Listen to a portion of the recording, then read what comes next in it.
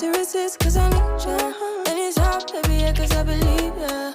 Hold me tight, holding on tonight. Golden copper, no get to you clean and proper.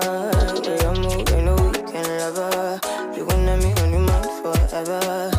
Ever, thanks baby, turn it down, make it sweet and ready. Go slow, keep it nice and steady. Know that you've been keeping patience. Too bad I've been sticking out your mind. I know you like it how I rock it from behind. I know you stand it, how you taking all my time. Left, right, can you take it all night? Too bad I've been sticking out your mind. I know you like it how I rock it from behind. I know you stand it, how you taking all my time. Left, right, can you take it all night? Sure, yeah. She made it cold when you turn me on. Cool when you tell me you wanted me down. Show me how you do it. Pick it up, why you tryna find the pieces when you lick it up? Why I like it when you sit it when you take it up? Yeah, you know that I'm bad. Too bad I've been sticking out your mind. I know you like it how I rock it from behind. I know you stand it, how you taking all my time. Left, right, can you take it all night? Too bad I've been sticking out your mind. I know you like it how I rock it from behind. I know you stand it, how you taking all my time. Left, right, can you take it all night?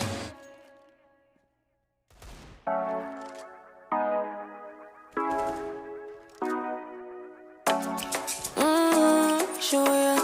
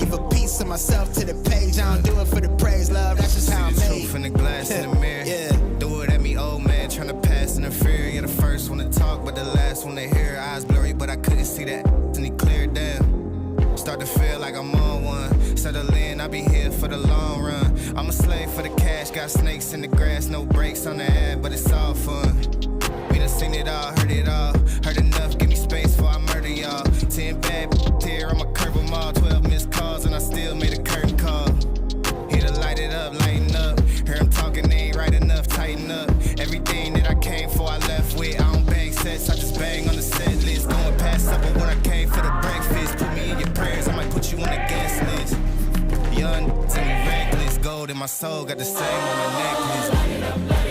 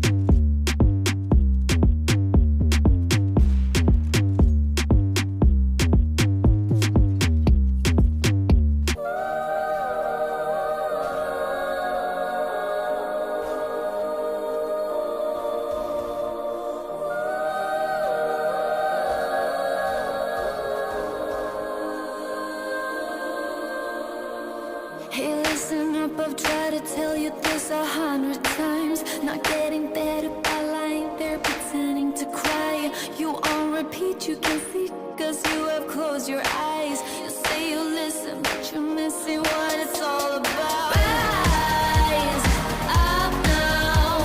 If you never fall, you don't change at all. Cry out now. Have you given up? I will never stop, yeah. I've tried to help you, but you keep reading between the lines. There's nothing there for you to complicate, we're not aligned. You say you listen, but guessing that's just another sign. Not growing up, you're growing old, your life keep passing by. Rise up now. If you never fall, you don't change at all. Cry out now. Have you given up? I will never stop, yeah.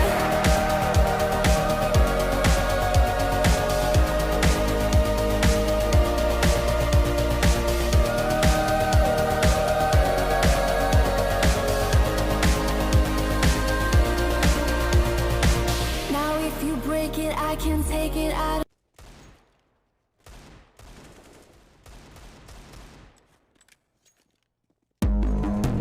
There's no shortcut, no cheat code. All you got is you and the grind. And the whole army of randoms trying to stop you. Trying to be better than you. Trying to piss in your prize pool. And they can try all day, you go all night. Make every click count. Delete them all.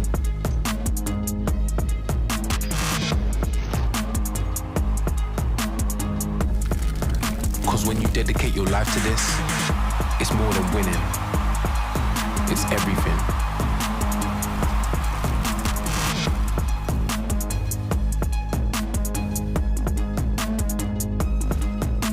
Prime for glory.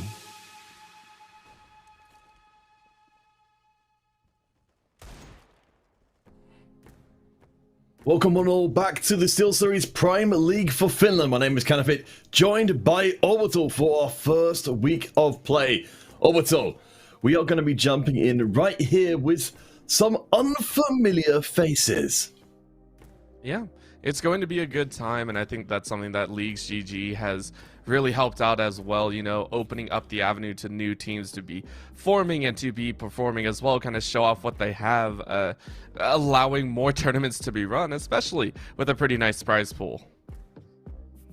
Yeah, as mentioned, we've got ourselves 5,500 euros for our teams to be battling for. Now, Orbital, what do the teams need to do to get their hands on that pile of cash? Ooh, that's a long road ahead of them. So what we have here is the regular season for each of the leagues. As you can tell, this is our second day of broadcast, but it's a brand new region that we'll be covering. So I believe there's about 9 weeks of regular season play. All teams will play each other throughout the regular season, and then we'll hit into the playoffs. And that, of course, is the big moneymaker. The top 6 teams will move on into that playoff bracket and seed it appropriately. The top 3 teams that make it the first, second, and third respectively will be paid out in essence. First place will get 60% of the prize pool, second place will get 30%, and third place, of course, is 10%. Might sound like a little, but you know what? Not only do you get that money, but you get a bit of bragging rights as well. Absolutely. I mean, you know, having top 6 go into playoffs means there's plenty of opportunities for our teams to develop over time. And as you said, Flies and TLB, they're coming in as new squads. We will, of course, be heading out onto Mirage pretty darn soon. But as I said, you know, they're both leagues to the leagues.gg leagues. We're going to get to hopefully learn quite a lot about our players as we go. I mean, you know, we have really no idea at this point as to which these two is going to be the superior. But with a small note as well about the league itself, our Blue Whites Academy have withdrawn, unfortunately a little too late to have them officially dropped from the league. So it means that all of our teams will have one step closer to playoffs, which means both of our squads, Flies and TLB, will be looking to rack up those early wins that will let them get into the top 6. Yeah, And that's very, very important once again, right? And these are best of ones. That is something that we do have to continue to mention over and over again is, and that's because a lot of matches that you normally see are best of threes, right? That's where you get the meat and potatoes here. But this is more like the round robin stage, right? Every team gets to test each other out. They get to watch how others perform on specific maps. And that's where, you know, you get that first real taste of the competitive aspect of it. And just as you said, with one team dropping out, every team is still on even footing. Every team has one extra win under their pocket. So whether you look at that as, hey, we're safe from one game, or it still makes no difference, everyone's score will be moved the same. It really will depend on how teams take that in stride, right? Taking a look at these first week of games and seeing how they perform and match up against each other, it should show quite a bit of light, shine quite a bit of light on, you know, the teams that will be running the gauntlet, or, you know, specific players as well. I think that's also something that'll be really, really fun. What players step up, and maybe someone that we want to watch throughout the regular season. For sure, and of course later on tonight, with a little bit of an advance on our previous schedule. So initially we're going to bring you to them at 2000 hours CET, but now they've been told we can bring them a little bit earlier. Ticket Academy versus the Blue Whites. So the Blue Whites Academy team have exited, but the Blue Whites main squad are still here. Orbital, I believe they'll be playing it a little bit earlier, so approximately half an hour before they were originally scheduled, if I have my memory correct. Yeah, and we really appreciate the teams as well. We understand that in the tournament scene, there are so many different leagues that can be played, so we appreciate that they come in here, play with Leagues GG, and enter into these tournaments. So accommodating in all aspects is very difficult to schedule across the board. So with teams kind of meshing with the reschedules or anything like that, we high-key appreciate their understanding, and that way we can give you a good show here on the broadcast. All right, so let's get things started. Our players, of course, going to be messing around in the early going as they get warmed up with the good old stabbing, which of course is the traditional way to get things kicked off. Flies will be the winners, so they'll get the choice. Yep. And on Mirage, it's always really fun as... I love it. I love it so much. It's the only time that you can TK without any penalties. So, you know, you take it in stride. That was probably a little stress relief from previous matches, right? Hey, you got me killed last time, so...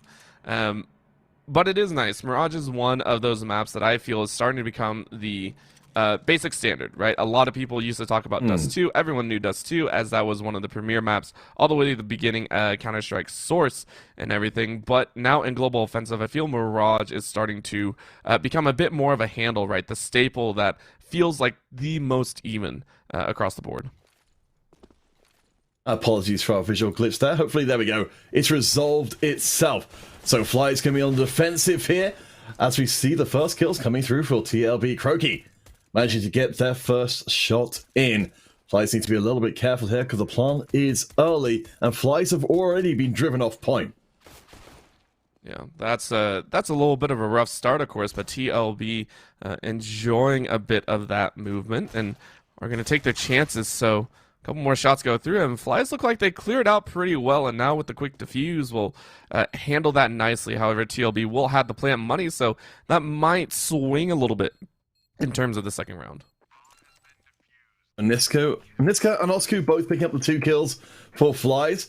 On the other side for TLB, they're all doing pretty okay over there, with 3 kills total picked up. It looks like TLB, though, they're not going to rest on any kind of laurels coming into this second round. While they don't have that much cash, they will be bringing out a couple of rifles to go up against Flies and not just concede the round entirely.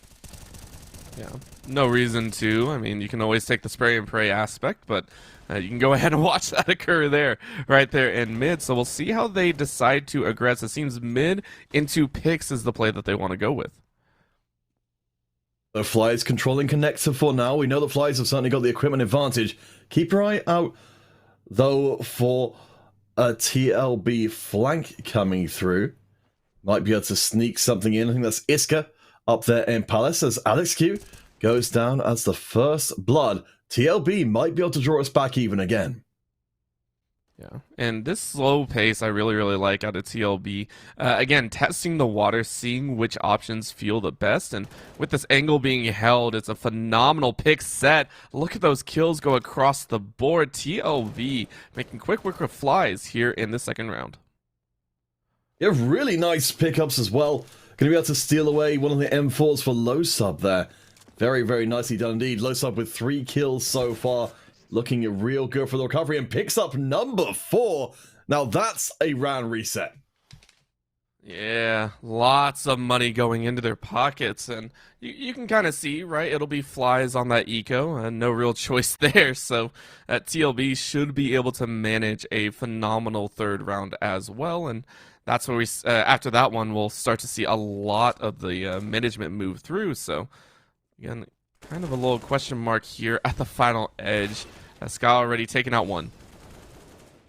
You can see, though, TLB unleashing their full fury, going right onto the point. Flies, again, being driven off. We did see them do well on the retakes, but this time round, we're just down to the hand cannons. Tango locking down Croaky means this isn't quite done, but the Fly's remaining members are relatively low health. Yeah. This is actually very interesting for Flies to be able to come out and take this kind of round, even though you you actually get 3. I think that's a phenomenal win for the Flies squad, right? You're in an eco round, TLB have the gun advantage across the entire board, and you're able to wipe 3 econs across, or 3 sets of equipment, to say the least. That will hopefully help them out a little bit here as Flies once again eco up. It'll take 1 more round before they can fully buy out, and then TLB won't have kind of that saved economy that they were hoping for. Yeah, and Flies really drawing their strength from the number 2, 3, and 4 players. Osku, Tengu, and Niska all with 3 kills so far, though the other 2 members with just 1 between them. On the other side for TLB, Low Sub and Kosi taking the early attention with 4 and 5 kills respectively. We have got the push up for apartment, but we can see Flies are all over it. A little bit perhaps like Flies.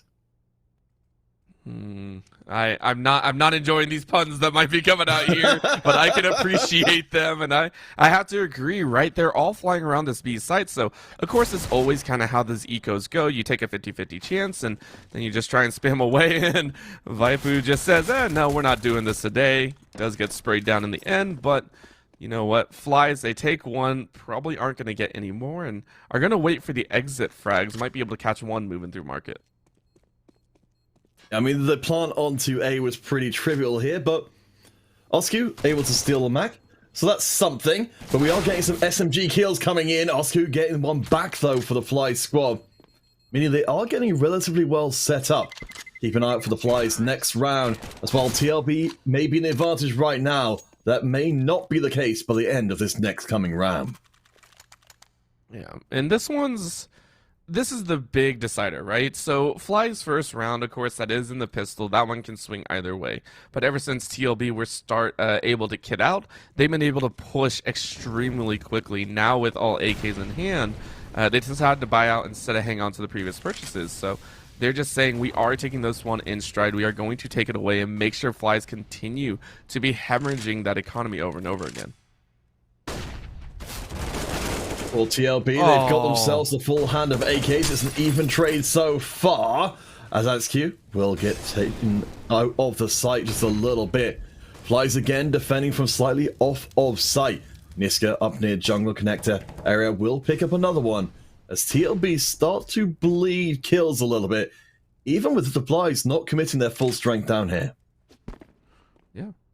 And again, I don't think there's a real need to at the moment. They're still kind of curious where the 5th member is. I think they've only seen 2, which were Iska and Low Sub, and so Vaipu's still been hanging out here in mid, and because of that, they're still spread into 3-1, which is the appropriate response for TLB.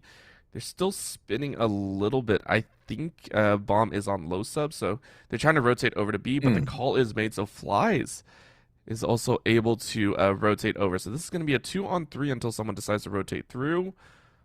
Is he going to find it in mid? Yes, he will. Ooh. Yeah, really good pickup there for Niska. Their 2nd of the round for TLB. This puts even more urgency onto this push. They'll be going right into the face of number 3, Tango 67.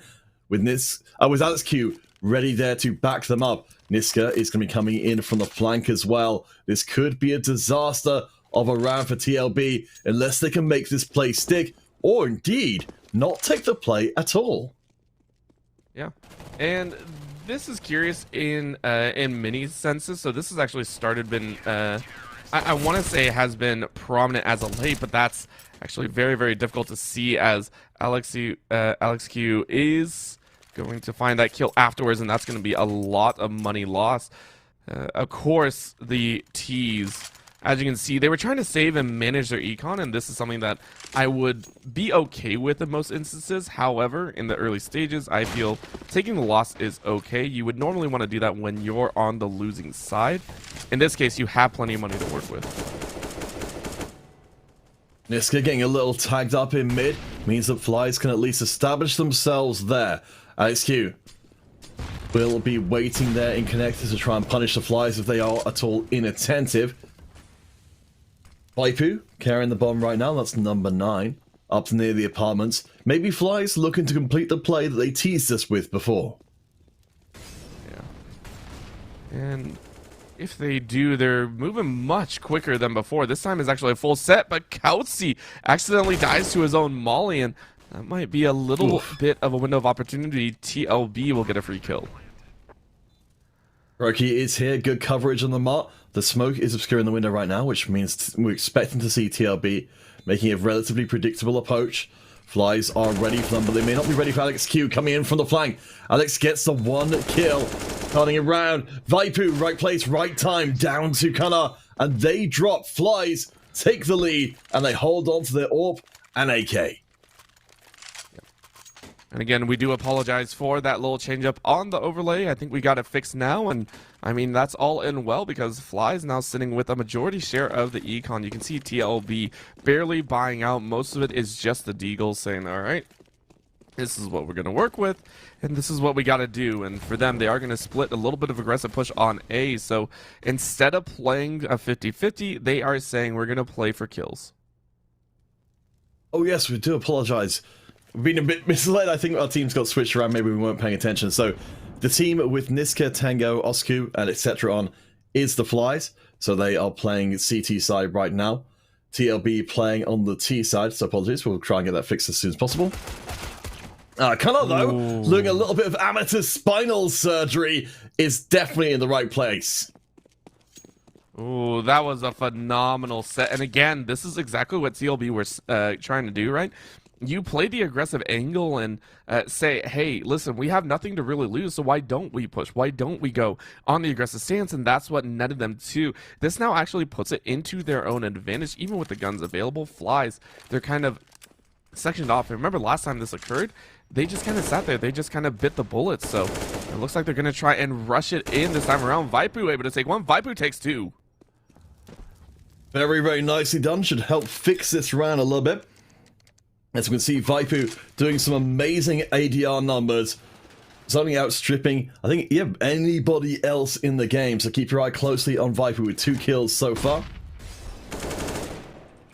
Nice shot from afar, which is going to push Vaipu even further with the 3K, leaving Alex Q just with the AWP. That's a very heavy prize to be protecting to come to the end of the round. That was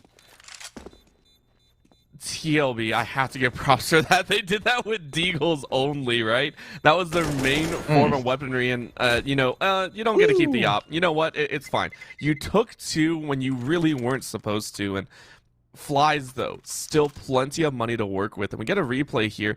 This silent deke behind feels so bad to play against right there. It's such a rare thing to be able to pull off as well. I'm extremely impressed there. Hey, when you spot the opportunity, when you've got the chance, you may as well go for it. So let's get back into things once again. Of course, keep your eyes out on Vaipu, definitely the shining star of our first game on stream. See if they can keep it up, though, because they've certainly set a pretty high bar for themselves as Kana, a little bit too hot to handle, actually punishes Croaky as they look down into hell. Yeah, that was... Oh, that molly was so good, too. Great positioning, great toss as well, but it's only a half-hearted coverage, so usually when you see the mollies come out on A, it's a full spread. You know, it's a 4 or 5 point of mollies, just straight up fire the entire space out and then rush in on A. Instead, just looking to flush people out, don't get anything, instead lose a member to even things out. So TLB playing this fairly well and not taking as much damage as you would expect. So Fly is going to be a little bit on the back burner here, positioning for an A-side push, I believe. Yeah, A-side push. Yeah, Khan's the only one really there to try and stop them right now. Fly's a little bit hesitant to make their move in, and in that time, Niska's going to be joining as well. Keep right for Oscu. Should be able to move down from mid fairly quick as the Molotov goes right into hell, but this time there's nobody there to receive it. Kanar comes in, finds the right spine, but this time Vaipu is able to stop the kill from going through. Yeah, Tango, though, firing right back. So TLB saying, listen, we know where you are now, and it's a 2v3. We'll take a couple shots, but low sub saying it's not enough. 1v2. Ooh. Niska, last one standing, sniper battle! Ooh. And it's going to be, of course, the red squad picking things up. Flies doing a very nice job in the early going up to 6 rounds. That's going to be 2 sets of 3 in a row. Yeah, and that I have to give, once again, Fly is looking like the stronger team here. And usually in week number 1, especially with these new teams, you don't know how they stack up. That's something that we mentioned before. So looking here, Fly is looking like a bit more dominant. At least here on the side, but Niska taking out Krauke is going to try and even things up here in the first half. Vaipu walks right past the one who's going to kill them. Oscar and Tango picking up the early kills. The ambushing play has been fantastic in this first game. You've always got to check round those corners.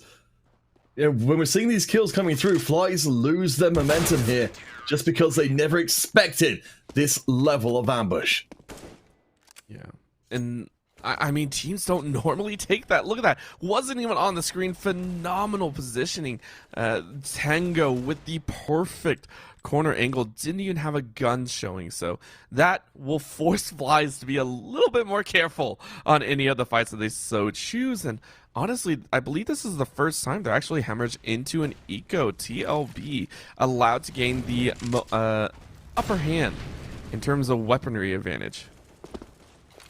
Yeah, they've got the defuse kits across the squad as well as full armor for all. Utility is a little bit light. It's the only thing missing for TLB for a full setup.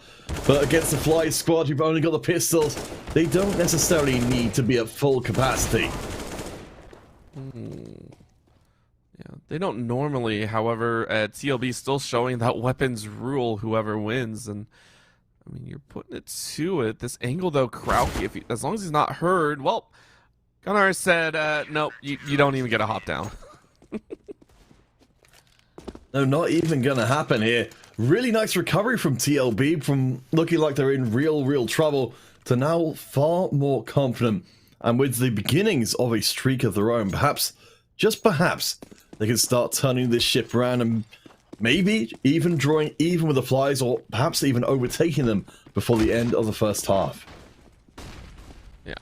And no matter what, that's something that needs to be said is right. Flies wants 7 rounds. Niska want to be able to manage up to 8. But if Flies are able to collect 1 more, that puts them in a decent standing, right?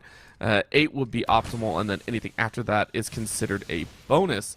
However, TLB here, ever since the op's been picked up by Niska, it's been full-on send it, as Vaipu was the last one alive.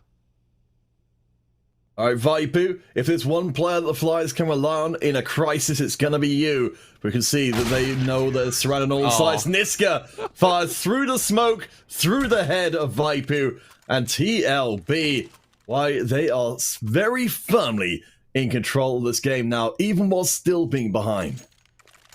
Yeah, that was a barrel stuffing right at the very end, and that one feels very, very bad. But, of course, like you said, TLB making a comeback here, about to tie things up. And when all you have are a couple Glocks or Flies, I think we know where this is headed. So we'll see, really. It's how many can you get? That's going to be the question for Flies. With the bouncing up, it's cleaning out, it's surgical here in mid. TLB lose only 8 health on Niska. A really, really clean round from them. I admire the fact the Flies tried to bust in through the mid window by just leaping directly out there, but Niska was not to be put off. Apparently, they're used to having a picnic outside, so Flies in their face is not enough to put them off. Yeah, that was something to really, really be thought of, and again, I think that's kind of returning the aggression from TLB. TLB taking those angled fights, you know, trying to hide in the corners and be able to find those 1 or 2 kills that normally people wouldn't go for, right? Normally it's a 5 stack, you know, hiding in the corner, but instead it's just all out. Hey, we'll hide in this really aggressive peak side. So Fly's trying to give him a taste of their own medicine, but it didn't work out. And now heading into round 13, we can see Osku lurking there, nicely positioned. They will only trade themselves evenly. One player I really want to highlight, though, we talked about Vaipu before, who is now dead, but Niska has actually overtaken them on terms of ADR and now kills as well. TLB, they are running through the Flies now, and I don't know where this early dominance, which we saw for the Flies, has gone. Yeah, there's a few thoughts that I do have, however, you know, we'll just wait and see how this one pans out. Flies low sub praying for a 1v3 clutch here. Don't think it's going to happen, but of course the thought can always occur. However, TLB have never been really allowed to get this level of weaponry on their table, right? Niska in the opening rounds still had to hemorrhage quite a bit, couldn't save up, was still buying kind of, you know, those random weapon assortments. So as soon as the op landed in their hands, it seems that TLB have been able to take those fights that normally they couldn't. So maybe it was just, you know, you need the big barrel gun to start winning some rounds. Oh, I think you're onto something there, because each of the TLB wins have been after losing 3 rounds to Fly, so they would have had that lost streak money kicking in and allowing them to get their equipment really rolling. But you know, now TLB are in control. They're surviving the rounds with multiple players keeping all of their kit, and you can see the money on TLB's side. Niska kind of breaking through the 10k, Tengo as well up to 13k. TLB, their economy is looking fantastic. Yeah, this is even a larger lead than Fly's ever had, right? And this spray down right here, just again, it's a mid deja vu kind of thing, and however, they do take out 2, but they need to find Niska. Niska's the one that they need to take out, and even then, it's going to be a rebuy, so can they find more? Who else are they going to find? Apparently, not Niska, as Osku finishes it off. Yeah, Niska found them instead. The Flies in major, major trouble here. I mean, while they couldn't be able to predict exactly the movement to get the rest of the kills, it was still enough to take the teeth out of the Flies squad. TLB, they've got a whole heap of good times. Now we've just got that one more round remaining, and if TLB can win out here, then they are in a solid spot to win this first on-stream game. Yeah. A 9-6, even though it's only 3 rounds, still feels pretty good. Oh, Niska, though, going for a very cheeky angle, stood all the way up at doors, and instead gets punished for it. Krautsy, though, allowed to push in. Even trade so far. Alexiq almost gets taken out. Iska with a little bit of tickling from the utility, but the Flies are actually up towards the other point. TLB, their defenses have been bypassed. Osku is still a little bit close to the mix as Vaipu is on the hunt as well. Alexiq coming up through Mart will go face to face with Croaky in just a second as the utility is being used to great effect. That nade directly at the feet is perfect for knocking down a little bit of Fly's HP, but again, with the bomb already down, there's not much they can do. So again, TLB kind of prepping for that angle, try and get a couple, but are they going to chase it? Are they actually going in? Oh, right, last round. I'm a little bit slow in the head. Apologies there. That was why, but still, Fly's coming out 8-7. Not the score that they were hoping for, considering they ran up a 6-3 score at the beginning. I mean, I suppose at least it's something that they managed to finally get run off at the end. I mean, this looked like Osku was unstoppable. So the bomb going off was the only thing that could have really saved them. But I think, you know, Orbital, I think we were there together. so entranced by what was going on, we forgot that we were right at the end of the half, but I'm glad, given how close it's been otherwise, that we get to see a fully fledged second half. Yeah, this is going to be very, very fun again. With the momentum that's been swung around, you can already tell that Flies are basically just going to say, well, give it your best shot, right? Give it your best shot, see what happens there. But opportunities remain, as we are going to get the first goal coming out. Iska is going to take out Kanar, but Niska fires right back. Well, nice setup here. It's looking like we're going to bring to an end. Niska is absolutely deadly with the pistol. Could see. Last one there, and it smoothly does it. Very nice indeed.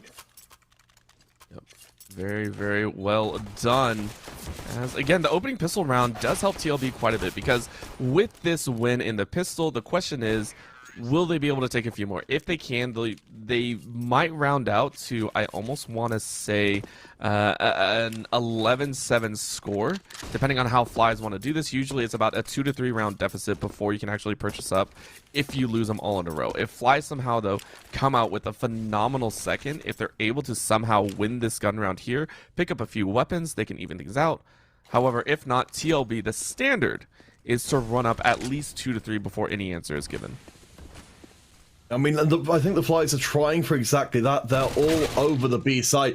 Unfortunately for them, TLB, they're only sending up one member to try and harvest as much money as possible from those remaining Flies members.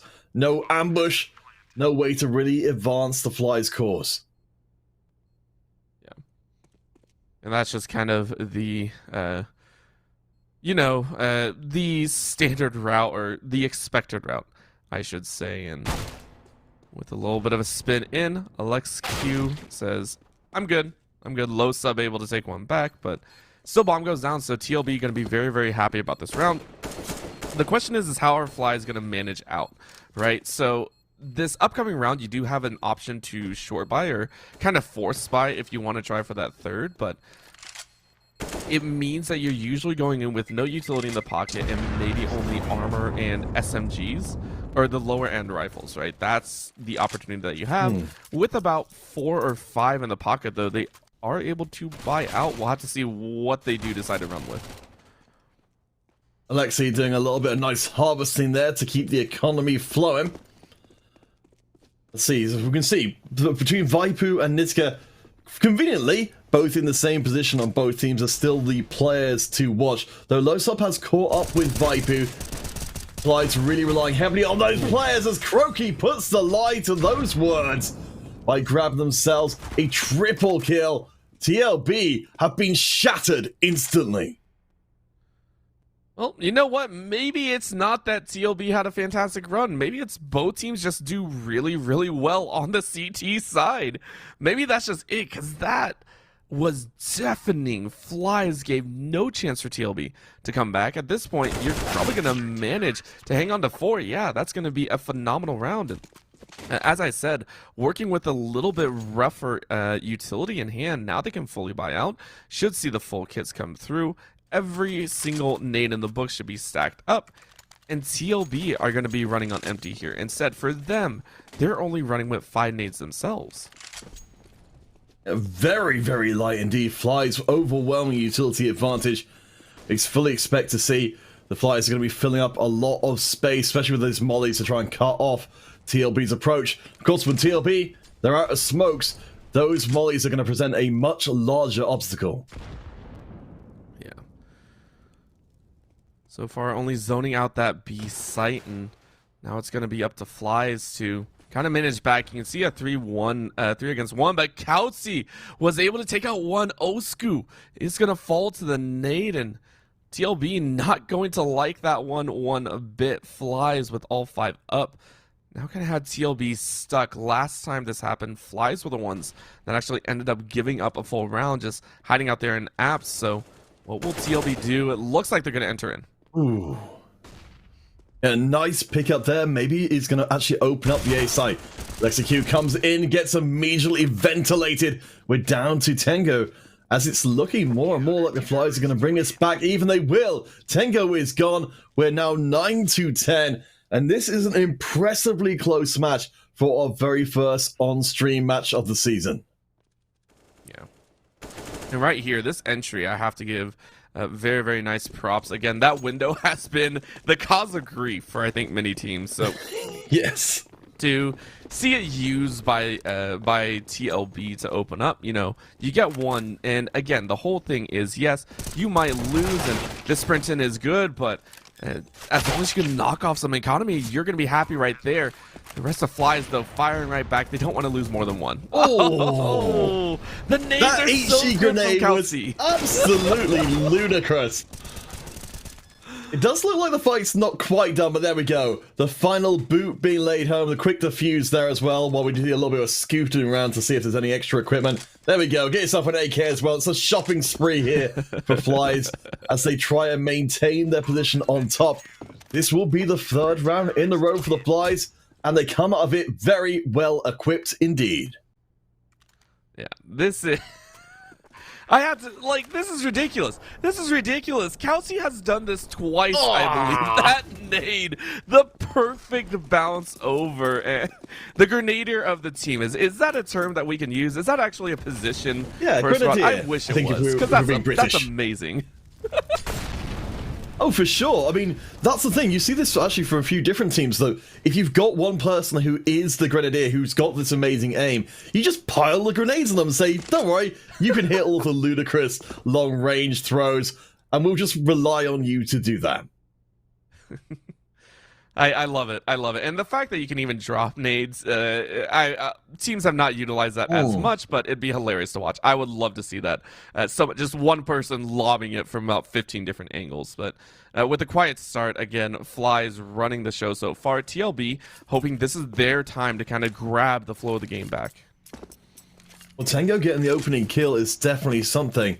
And further to what you said about the dropping grenades, certainly there have been times where teams in the past have just left a pile of grenades behind for someone to just keep chucking them for a long time, and they can really represent multiple players in one part of the map, while still, you know, only needing to keep one across. Tango, though, is in connector, is providing that a bit of information that lets TLB know that they can make an approach onto the A site. Good molly work to try and cut off jungle. I think we will be seeing Iska backing off as well. TLB looks like they are in position to break the streak of Flies. Yeah. They're going to chance it. And, of course, with this plant, should be pretty nice. With 3 spinning around, though, look at this Ango Tango. Might get the perfect slide in. Tango's got to be careful, though. If you take the first shot, the rest of their buddies turn around and kill you. You've got to make sure you've got slide everyone. There's one. There's 2. That's the perfect recipe for success. Tango with the triple patiently is the killer. Oh, sneaking in through enemy lines. Even Vaipu's like, how do we let that happen? Oh, that was so good. And the callouts from the rest of the team to start opening up as well meant they lost no one, absolutely no one, fell on TLB's side. A phenomenal play to maintain control of this game. And there's no better way to break the spirit of Flies when they have been in control with a devastating loss like that. TLB, they've now got a chance to make a serious run through here. We can see the Flies dropping the first kill as well. Well, they have got the AWP still in their inventory. Vaipu coming into this round under-equipped. Yeah. Either way, though, it still looks like they're doing okay, right? That's going to be a trade of 1-for-1, and at this point, that's what you hope. Vaipu hoping for a bit more, though, only with the Deeg in hand, and it's going to get shot in the back a little bit. And we know if we're looking for a player to be this personification of sneaking itself, it's Tango. Up those stairs, we'll be facing off against Low Sub in a second. Alex Q is close to the site as well. Managed to get the kill, which means it's down to Low Sub to try and save the round. Can they be as sneaky as a Tango? Oh. So far managing, and that's going to be the frame. Low Sub made it happen. Behind every crate, it's like the Christmas gift that keeps on giving. Always a surprise. Tango is down to almost no health. Niska being driven off as well. There's no defuse attempt as of yet. TLB could still make this work as long as they can keep the pressure on. Croaky is croaked, and it's down to Low Sub to save the round. You got one. You got to go for the defuse. I mean, you're hoping for a kit now, but the shots are through. Niska's going to take a couple punches, and that's enough to delay it. Niska's done the job, won the round for his squad, and that puts him at 12. But by far, it was not an easy round at all. Low Sub made that as painfully costly as possible. Wow, we are seeing some quality CSGO here with an emphasis on the strategic play. Love to see it. TLB really have recovered themselves, and I love that Niska said, I don't need to win this fight. The round is already over. It was just a thing of beauty, and we're starting to get down to it, right? So far, Niska has put up a phenomenal KD, 21 frags so far for his team specifically. On the flip side, you're looking at Low Sub, who has played a little bit, I want to say, more up close and personal, right? It's two dynamic styles that I think are starting to clash a little bit more, and I'm really liking where this is going. So Flies are going to find one as Low Sub again with the aggressive push up. He keeps getting away with this. TLB do get something back in trade. Bear in mind, though, this is Flies operating with mostly pistols. Low Sub, the only one with the AK there for the serious firepower, but still, TLB are cut down to 2. Note, though, Cunner at the top of the map has got free reign to run across to that B site. Have got Coatsy coming in quick, but not quick enough to stop the plan. Yeah. No matter what, that's what counts, and now Flies are trying to move through market. They're looking a little bit center though, but they're going to try and chase in. It's going to be a 1-on-2. Nice shot from Cunner, but they know they're going to be flanked, and they can't take the 1v1. Niska is on their way, but down on 35, they're going to have to give up this AWP most likely, and they decide better of it. 1 versus 3. This is a round they can afford to give away. Niska, as always, discretion the better part of valor. Just making sure to hang on to that op and really maintaining over. And again, that's kind of a winking condition for TLB. I think Flies are starting to realize that. So trying to take some of those angles where you know Niska shouldn't be at. The question, of course, is where does Low Sub go? Low Sub has so far been kind of stuck over here on A. I would love to see him rotated out maybe towards a B or mid. And I like this call. He's in connector waiting around. Tengo taking a little bit of damage, kind of up at the top there. Hopefully Tengo's learn not to drop down into enemy territory, though the power dropping approach is always entertaining to see. Iska taking a little bit of damage from a utility as TLB battle to take control of mid. Flies don't seem fully willing to get that up, but they think they're going to have to. And now TLB's options are wide open. Plenty of angles to work with. The problem is last time they were on B, they could not hold, and I wonder if that's going to play an option in. It looks like they are taking a chance and actually swapping over. The problem, I would say, is they're not rotating anyone else, so they're still unsure, but A looks to be the better call, and through Palace they're going to go. So it's actually going to be Niska possibly meeting too. And this could be a major trouble here if they turn this corner. TLB are completely assuming they're going to be able to get access to the A site. Keep your eye out for Lexecute and Oscue. They should be trying to come in at the same time, but they're not here yet. They're on the move now. Low Sub is in the field. Coatsy holds the line. There's nowhere for TLB to go. They're caught down to a single member. Lexecute, last one standing, drops into the sights of Low Sub, and the Flies have control of the bomb. Cunner through the smoke is gone, and we are back to dead even once more. And this right here, so this play, this specific play and hold here on A was a phenomenal one that I want to give so much credit to Flies. Coatsy did not know that they were there, by the way. That was a call out from his teammate that cheated a minor angle. So that was a phenomenal play from Flies to get the upper hand that way. Now in the early stages here, a massive molly, I think, melted through a bit of TLD. Yeah, and that's a ton of damage for Cunner. There we go. The Cirque du Soleil approach to CSGO finally pays off big. That's stealing away the AWP, which is a victory enough perhaps for TLB in this round because they've got barely anything left. Cunner is dropped. But there's nothing happening. Niska, last one standing, wants to steal something, anything, but flies. Why, they're circling from every side. Niska does not have the weaponry to get the round back, and that's another 3 in a row. Yeah, this is starting to get... It has to be frustrating for the players as well. Both teams have had fantastic streaks every so often, and it's played so well into this game, right? Like you said, rounds of 3, it seems to go back and forth every single time. And right now, TLB with full weapons hot needs to make something happen. They can't melt early on, and they said A played okay. Now it's chance B once again. But the nice molly to slow him down, well placed by Krauke. Ipu getting knocked over is a little bit of bad news, but Losub is still up and fighting, as you said. They have become the centerpiece of the Fly's plan. It's their number 0, Losub, who does get tagged down pretty darn low. TLB, they've got possession of the site, and the Flies, why, they don't want none of this. Yep.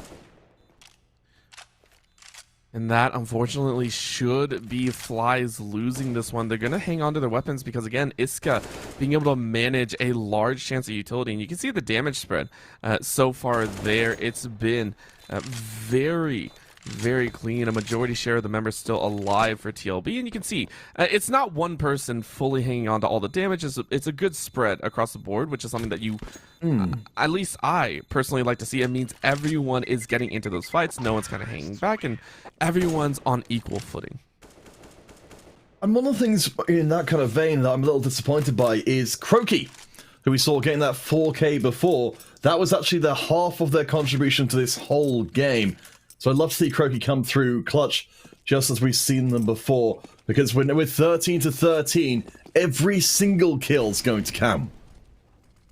Yep, every single one needs to happen properly. I feel whoever wins this one is going to have a shoe in to get in those next 2, and that's such a dangerous thing to think about, right?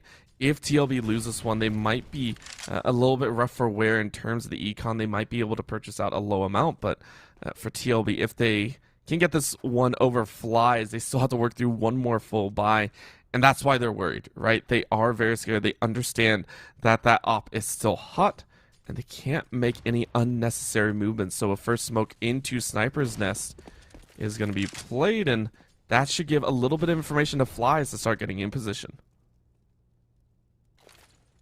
We certainly seem like we are in line to go to overtime here on our first on-stream match, which wouldn't work out too badly at all, since we're going to have a little bit of a break before our second one, and we've got some time to kill. Certainly Flies and TLB, as 2 teams which we have not seen before, both have impressed so far, as the charge onto the B site is in full force.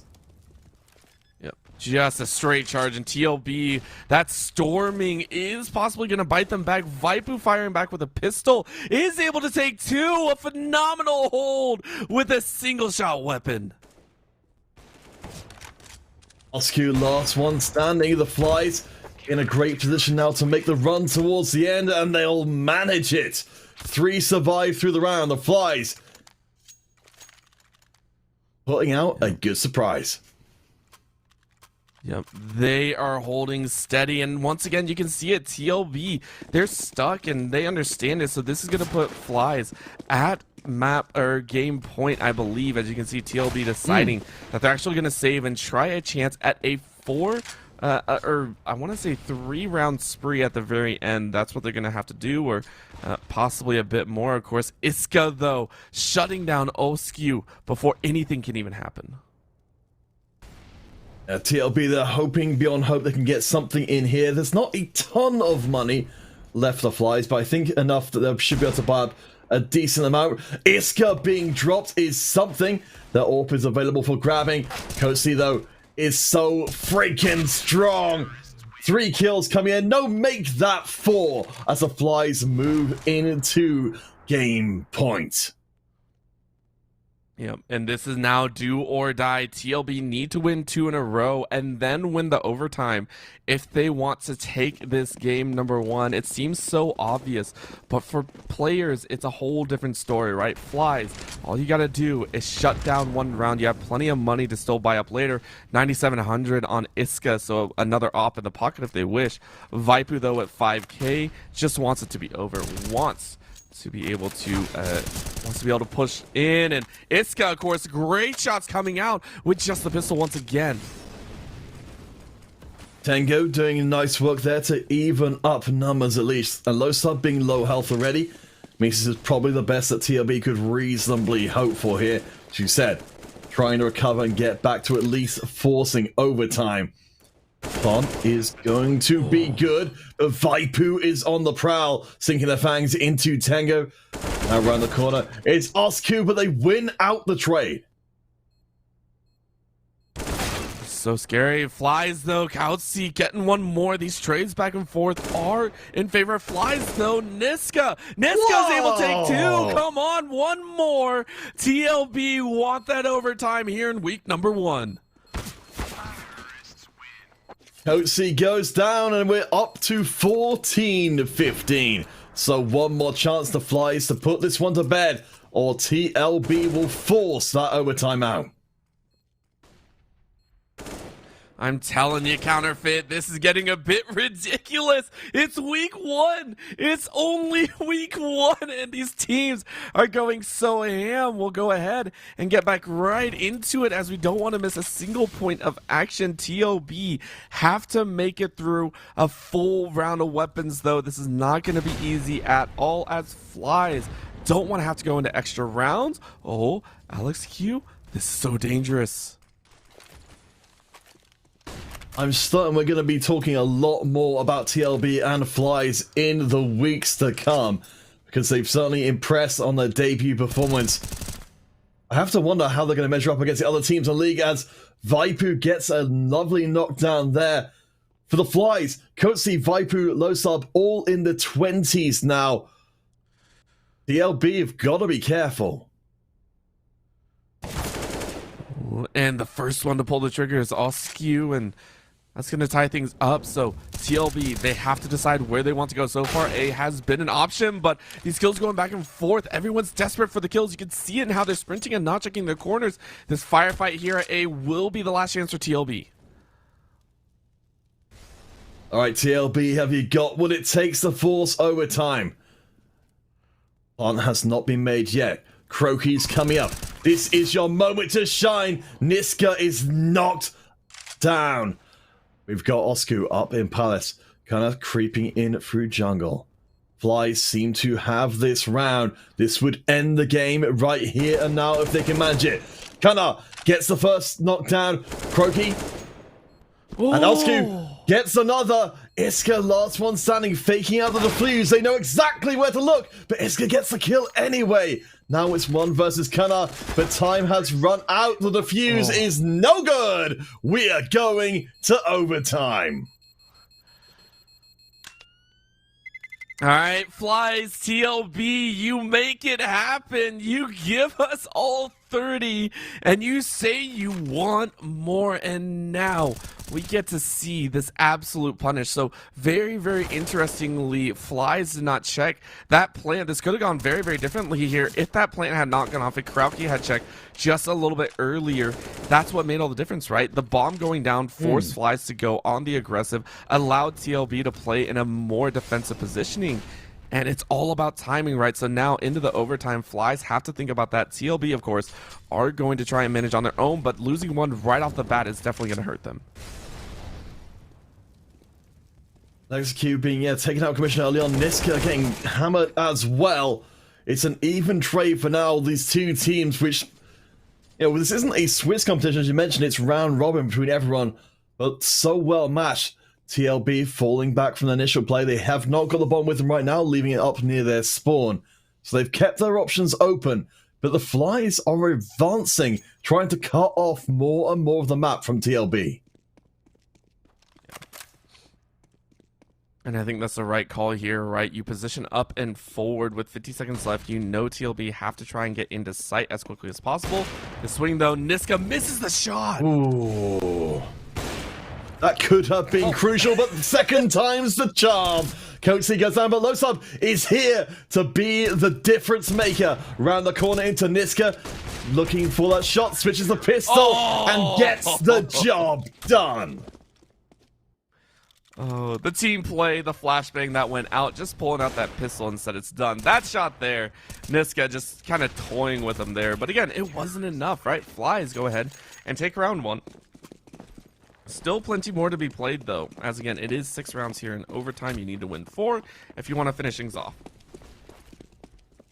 Yeah, still a journey ahead for the Flies, who can definitely not afford to take their eyes off the prize for even a second.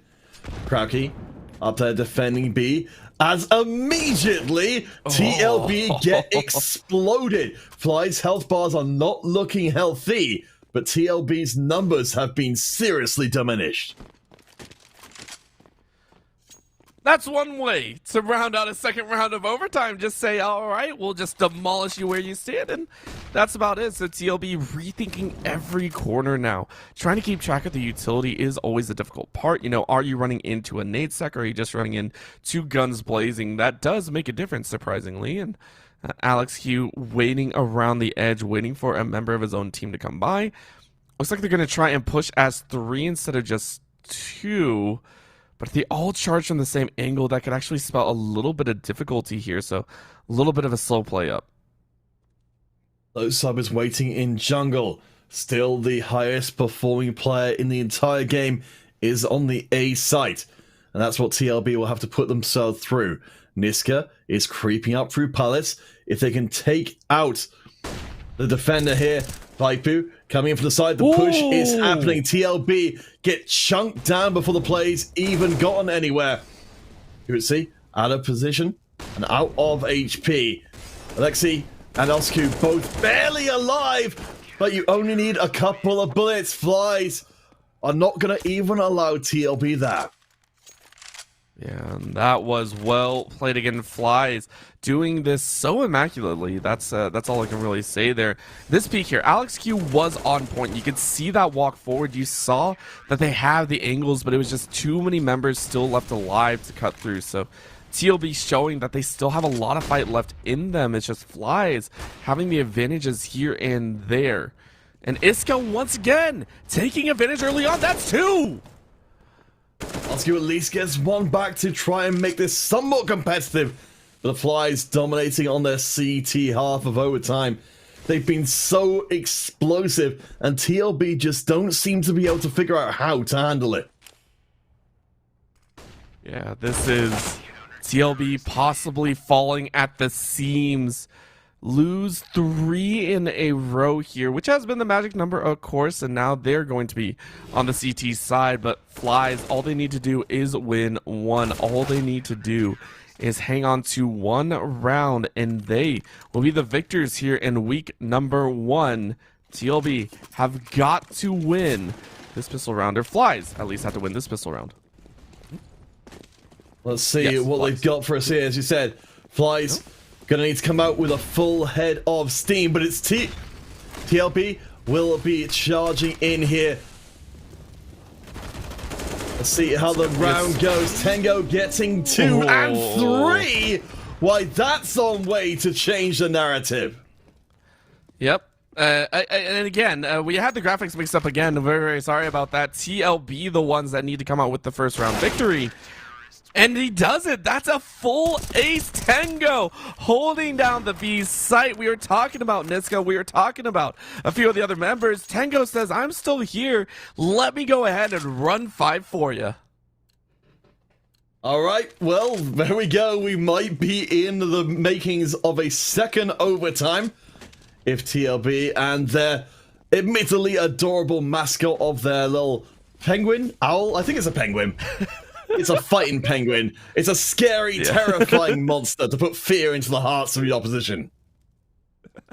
I love the fact that someone decided that their mascot is going to be a penguin. I just want to say huge props to them. And it's showing here on the CT side once again. Alex Q taking 1 home. Now you need just a few more. Tango was able to pull 5 last time. Niska and the rest of the squad, though, saying, we are not done yet. Another round taken, it seems, as it's now a 2v5 with both members of Flies still split. 2 remaining for the Flies as they're starting to fall a little bit apart at the seams. Tango grabbing another. Flies.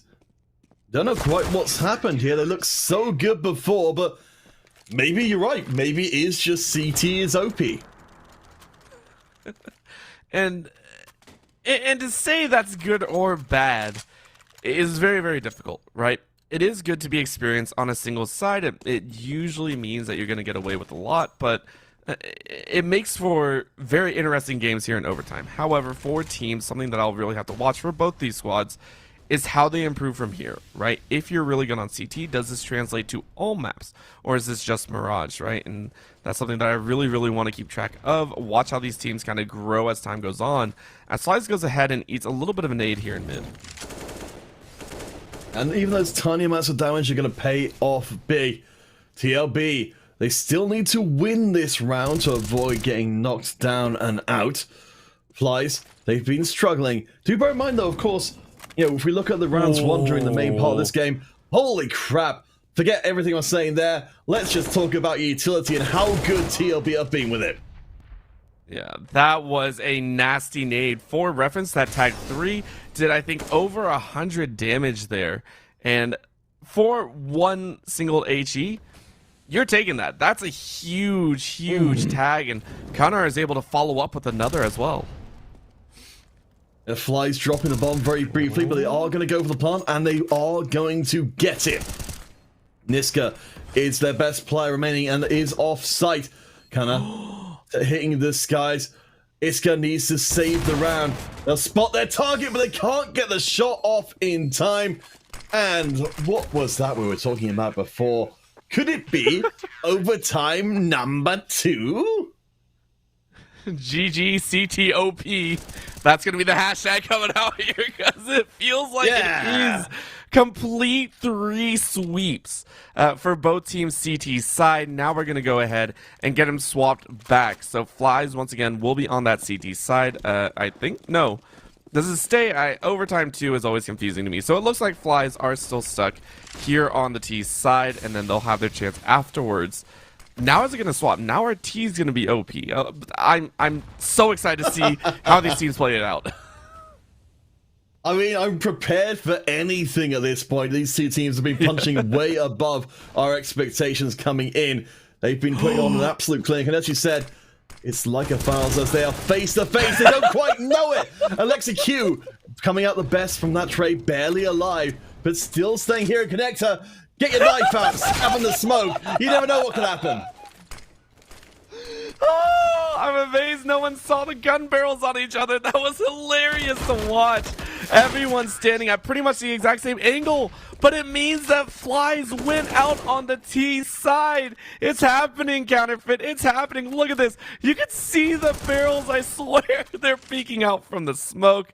Oh, that was hilarious to watch Alex Q go, oh, there's one more in there. Whoops.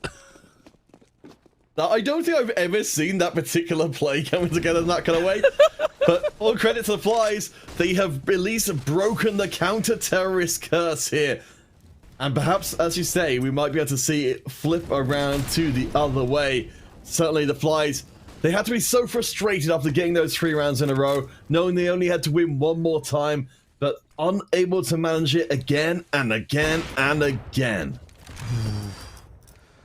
Yeah, that was a shot and a half, though. Niska able to take off the head of Iska. And, I mean, TLB are still making this very, very difficult for him. Flies, yes, you won 1, but TLB is still aiming to take it back. And I can only wonder how it's going to play into the mentality again as Flies take this extremely slow here.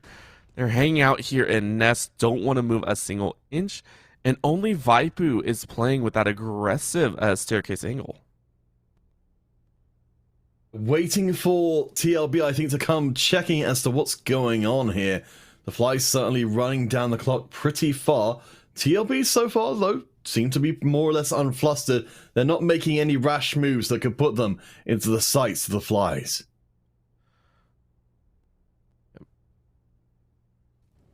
And for this, I can agree with TLB here. A lot of the reasons that they've actually lost the rounds is they've been super hyper aggressive and, you know, trying to take fights that they don't need to. So the slower play is actually going to net them so much as immediately 4 just drop. And like I said, TLB making the right call, allowing Flies to make the mistake and keeping it even at 19 apiece. Let's see what was going on that site.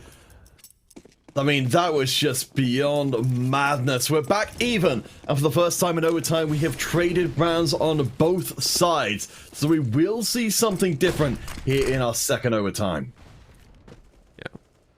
This should kind of send a signal to TLB, right? Don't overextend. Flies are probably getting a little bit itchy, and that's exactly the call. Niska able to take 2 with that on. Will die in return, though, Kitsy. Some nice utility work, but the Flies are down to 2. Iska barely alive, and the Flies are going to fall back. They will be running into a little bit of an unexpected friend on the approach to apartments. We'll see if Alexi Q can pull off the surprise play. I mean, multiple members of his team have, and that's going to be 1. Oh. But that's it, right? That's the answer. Losub opted to go back the other route, and Iska, of course, had burned 97 HP on that Molly. So this should be a shoo-in for TLB to move to 20 and 19. Flies, though, going to give it their best shot as well. In terms of having already won that 1T side, I mean, you win 3 and you're happy, right? That's going to kind of be the call. The Losub gonna try their darndest, get a plant in. Of course, TLB are just around that corner, waiting for exactly that thing to happen. Unfortunately, Losub never even stood a chance. So 2-1 in favor of TLB. We don't go into the second half of this overtime with any kind of sudden death scenario, at least. Maybe they'll just run straight back to mid and connector and just say, run it back, knife round it, just see what happens. Or, you know, just all the smokes go down, just blind fire. I don't know. But that was a once in a lifetime scenario where both teams had the exact same idea to try and push this angle. But here we go. It's an A rush. Has not been tried for quite some time. And TLB say, hey, let's give it our best shot. Or is it Flies? No, we do have the side swap, so they're going to fire off. Losub gets 1. Niska fires back. Tango gets Kautsky. And they are ripping through each other at breakneck pace. Iska taking a tiny bit of damage, but it's looking good for the Flies here. The bomb is dropped on the A site, and the Flies know exactly what's happening. It's going to try and creep onto the site if they can. Tango, the sneakiest of sneakies, needs to deploy their sneakers if they're going to find a way in. They do take out Croaky, but they give her life in doing so. Kana grabs 1 in return. It's time to duel. One's got blue eyes, the other one's got a mask of shadows or something up there because the smoke obscuring the view. But man, you know, I really don't know my Yu-Gi-Oh. That you're putting me on the spot here, Counterfeit.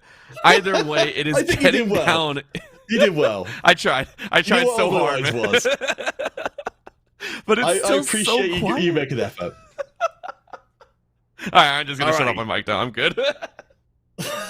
Let's see. This is a duel of fates. There you go. Reference a different property. We've got the plant coming through for TLB. Pressure is now onto Iska. Dare they advance into the jaws of fate?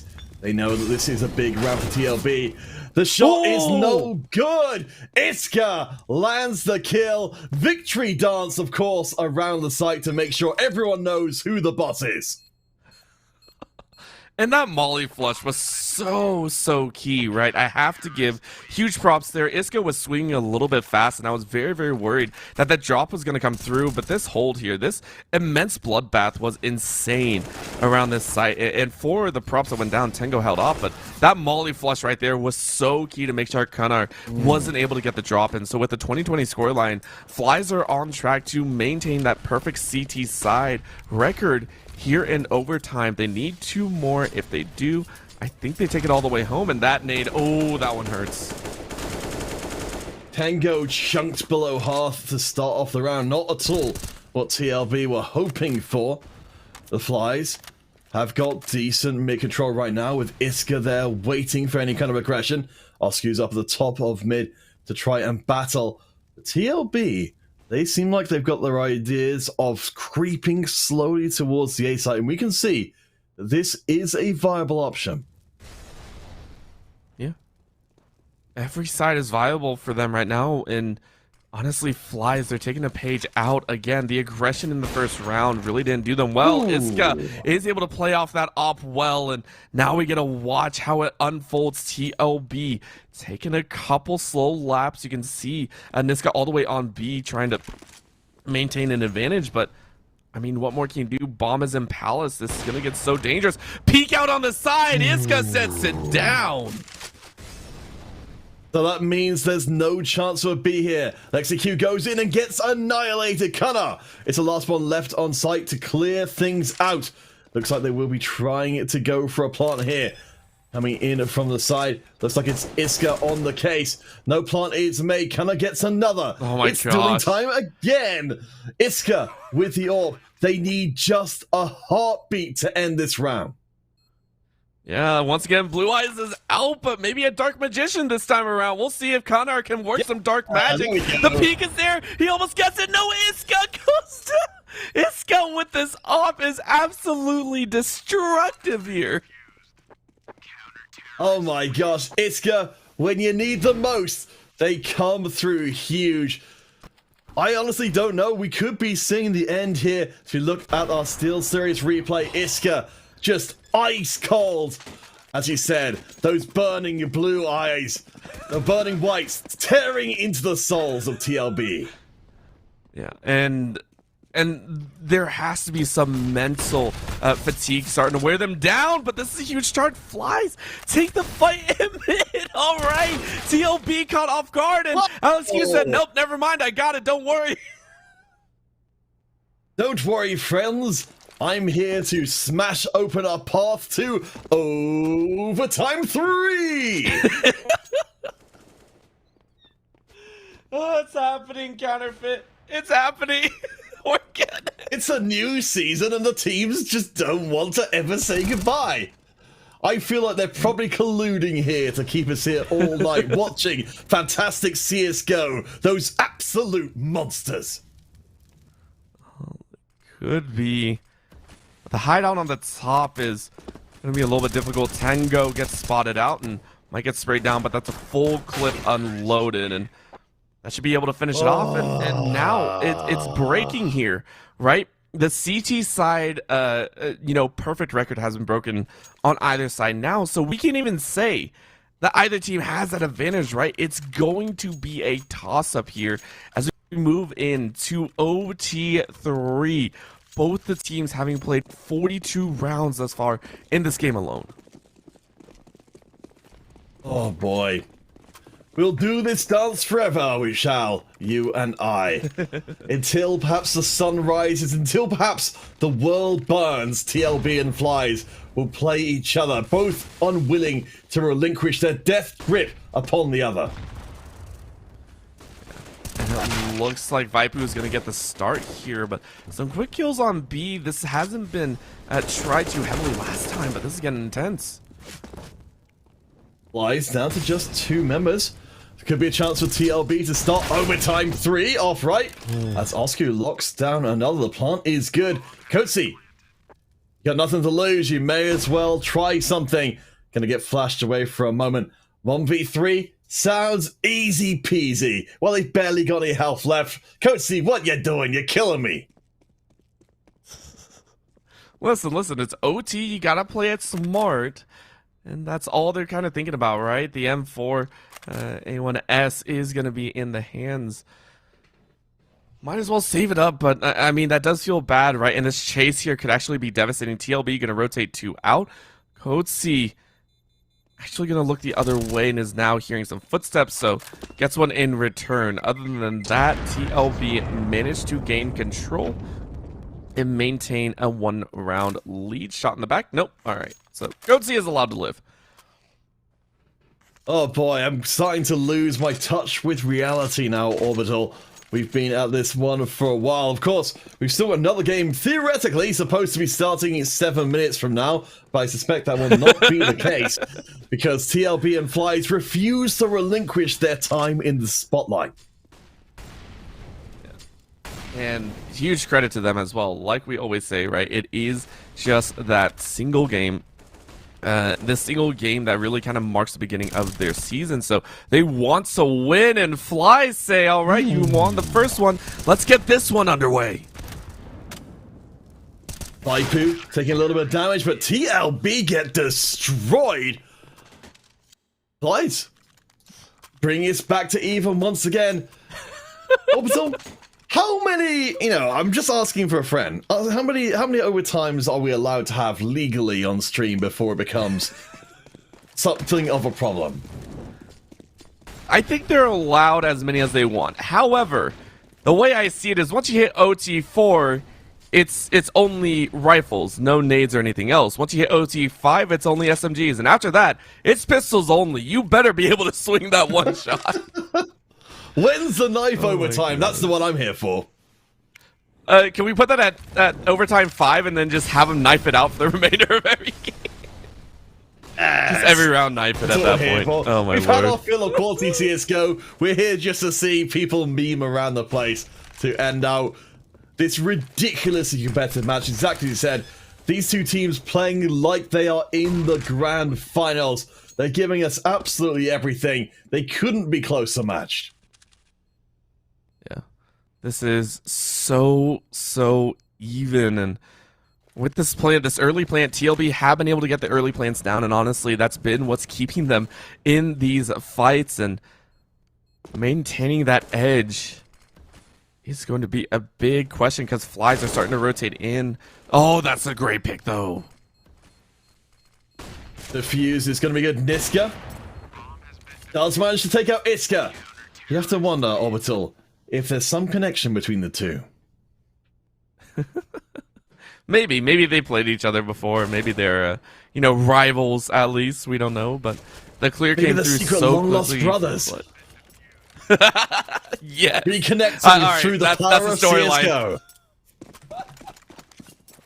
That's the storyline. Yes. We're just gonna run with it forever. Separated at birth. Iska, Niska, only one can survive. Who will be the final remaining sibling? Because of course we don't even know their genders at this point. They could be sisters. They could be. Ooh. I don't know. I'm losing it now. I'm losing it. Everything's starting to become a blur.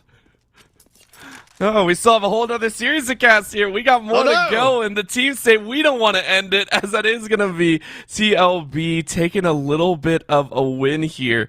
They do take down 3, and it's going to be put in a 2v5. Flies, we're counting on you to end this out. If you can pull off a 2v5, that's great. If not, win the next 3 in a row. We beg of you.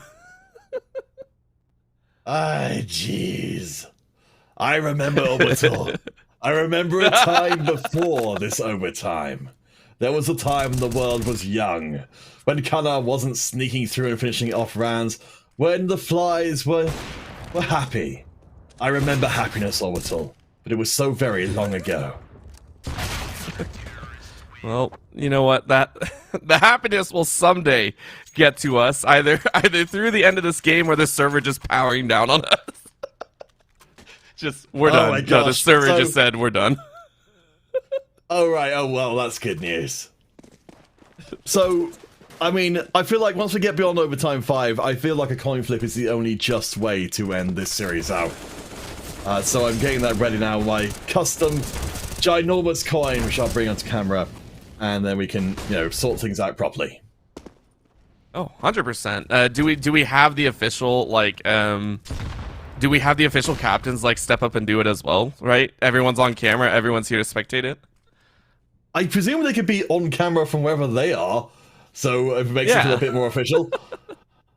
I mean, to be fair, at least we are seeing some more dominating rounds coming in. I don't know. I think what it is we've got teams that are so closely matched with each other. They've only got a finite amount of energy. So we've got one team will get ahead. They'll say, "Oh, good grief! Thank goodness we've gotten ahead." they'll take the foot off the pedal ever so slightly, and the other team will catch up. And then the same thing happens all over again. Like this, you said, this is a best of one, theoretically. But we're going to see both teams tested as if they were in a best of three, because it's just down to who can maintain focus for the longest. Yeah, I mean, they're... The craziest part is they're getting very close to having played a game and a half here in a single, I want to say 4 more rounds, 3 plus this one. And we have gotten a little bit of an idea for you about the world record in terms of how long a game has gone on. I believe the longest game that has ever been played has been ZX and XL, which was 46-42. I don't even know how many overtimes that was. Don't you put that evil on me, Orbital, that you put those numbers into my mind. I don't want to even contemplate the idea that we're going past 30 here. TLB, save our souls. You just need one more round to win our overtime. Surely, for old pals like us, that's something you can do. The problem is you asked for it. You asked for it to be over, and now it's not going to.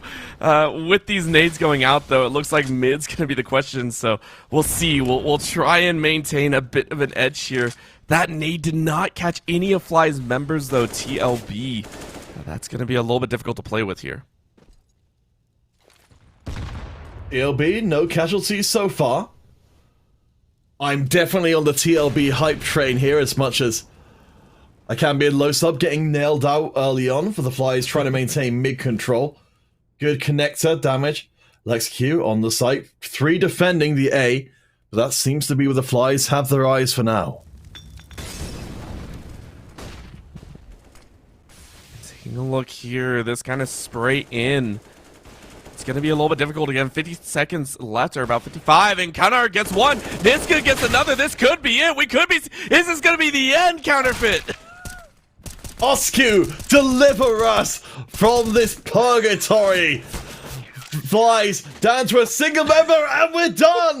It only took 3 full overtimes to make it happen, but TLB by the smallest possible margin, and of course some fancy diving suits right at the end there. They managed to pull off the very first victory on stream of the season. And this feels, Orbital, this feels like a promise of things to come. I hope so, because as long as it was and how memey we were making it at the end, it shows, I want to say endurance pacing, right? And for me, I do put a lot of credence on that. To be able to play 3 full overtimes and keep it that close, whether it's the teams kind of both running off of steam at the same time, it shows teams are willing to do it, right? They didn't get sloppy at the end. They didn't start trying to make obvious gamble plays. They stuck to their basics, which I think is something very, very fun to watch of teams that are new to the league's GG scene. So very, very excited to watch them continue on either their win streak or their loss streak, whichever one it plans to be. I mean, at this point, I've completely lost track, honestly.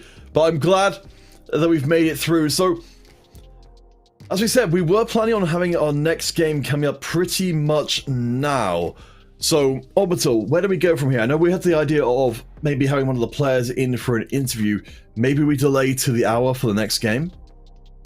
Possibly. So the interview shouldn't take too long. And again, the teams, as we want to make sure that the viewers, yourselves at home, are able to kind of watch without having to take that break. I believe we are going to get the interview. It should only be a short moment. And then immediately afterwards, with about a 4 to 5 minute break to ensure production can get that, everything set up, we should be right into next game. So it shouldn't be too long. So of course, we will be going and getting Tengo. I'm very, very excited. Tengo coming in here for that MVP kind of interview here. That'll be really, really fun. Yeah, I'm really looking forward to seeing. I'm hoping Tengo can give us some sneaking tips, because we were very, very impressed by their ability to sneak around. Perhaps they can, clue us into some of that ability so we can deploy in our own games. But yeah, I mean, at this point, I completely lost track of how Tengo ended out that last game. But the fact they kept going that long is certainly a testament, as you said, to both teams. Yeah, and again, my thoughts are moving over towards kind of those oppers as well, right? In this game specifically, the whole reason that it felt like TLB and Flies were so close were the two oppers, which were, I believe, Niska and I think it was Niska and Iska were the two that were actually opping on opposite sides. Niska was more prominent, of course, because as soon as Niska was able to get the op, it went out of control, right?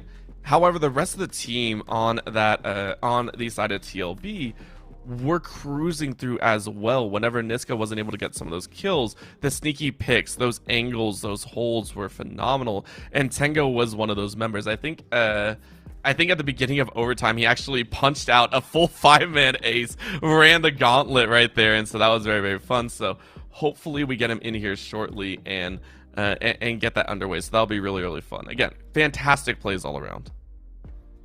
Well, I think, that's a good point as well. As much as the, as we can ask about sneakers, we can absolutely ask about what was going on in the team comms as well. If there was ever a moment where they started to feel like this was slipping out of control and how they reset that for themselves.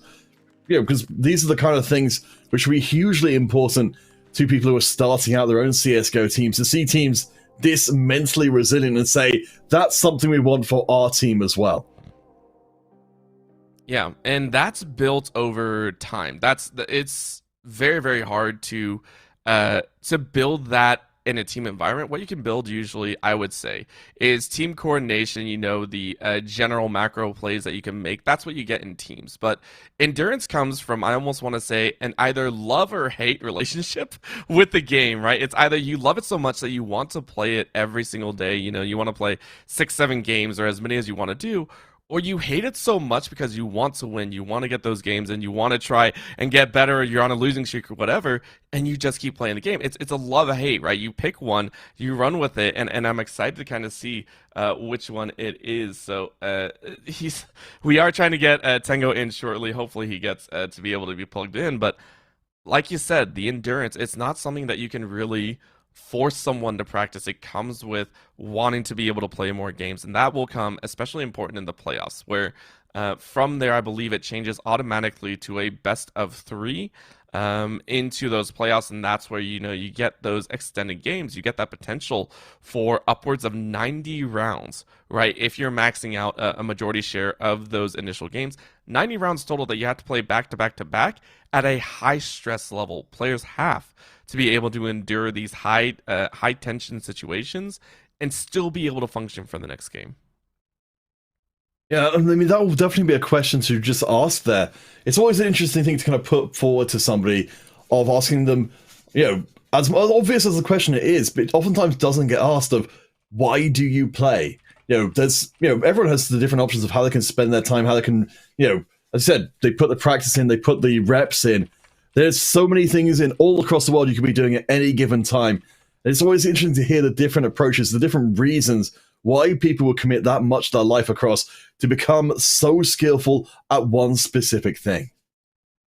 Yeah.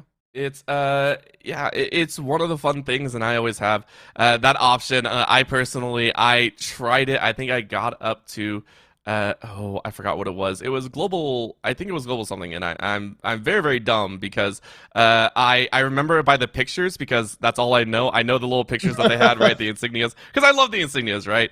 But I got up there and I realized the grind people put in to stay at the very top. That is a level of concentration, of skill, of adaptability to the weapon changes, of knowing every single map like the back of their hand.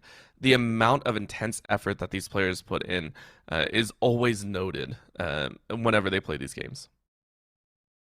And we are being told that we are going to be getting Tengo in just a second, so we were going to go to break, but I think we might be able to slip them onto the stream. Fortunately, it looks like they don't have a camera, so you'll just have to imagine what they look like. I mean, also, before we even hear them speak, what would you imagine the Tengo looked like? Perhaps using a fluffy animal of some kind. What if you were going to say which plushie, which cuddly animal would you think Tengo would be? The problem is I don't see it being cuddly, right? Like this is Oh? Tango is a player that that was able to sneak in, kind of went undercovers. I would almost say a fox, right? Being sly, Ooh, okay. being able to get in and around some of these maps. I imagine him to be, or imagine them to be a fox of the highest caliber, being able to sneak in. Maybe not the one that you always watch, maybe the one not in the spotlight, but the one that the players can always rely on to get that.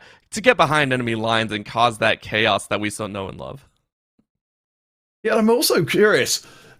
One of the things which I always enjoy finding out for the players is why did your team send you for the interview specifically? If it's not just that the player is by far and out the best player, it's always fascinating to find out about the team dynamic by saying, did you volunteer to be interviewed, or did your team say, "Oh, we're all knackered. We want to go have a sleep now. You can stay up and talk to these fools until we've had our supper"?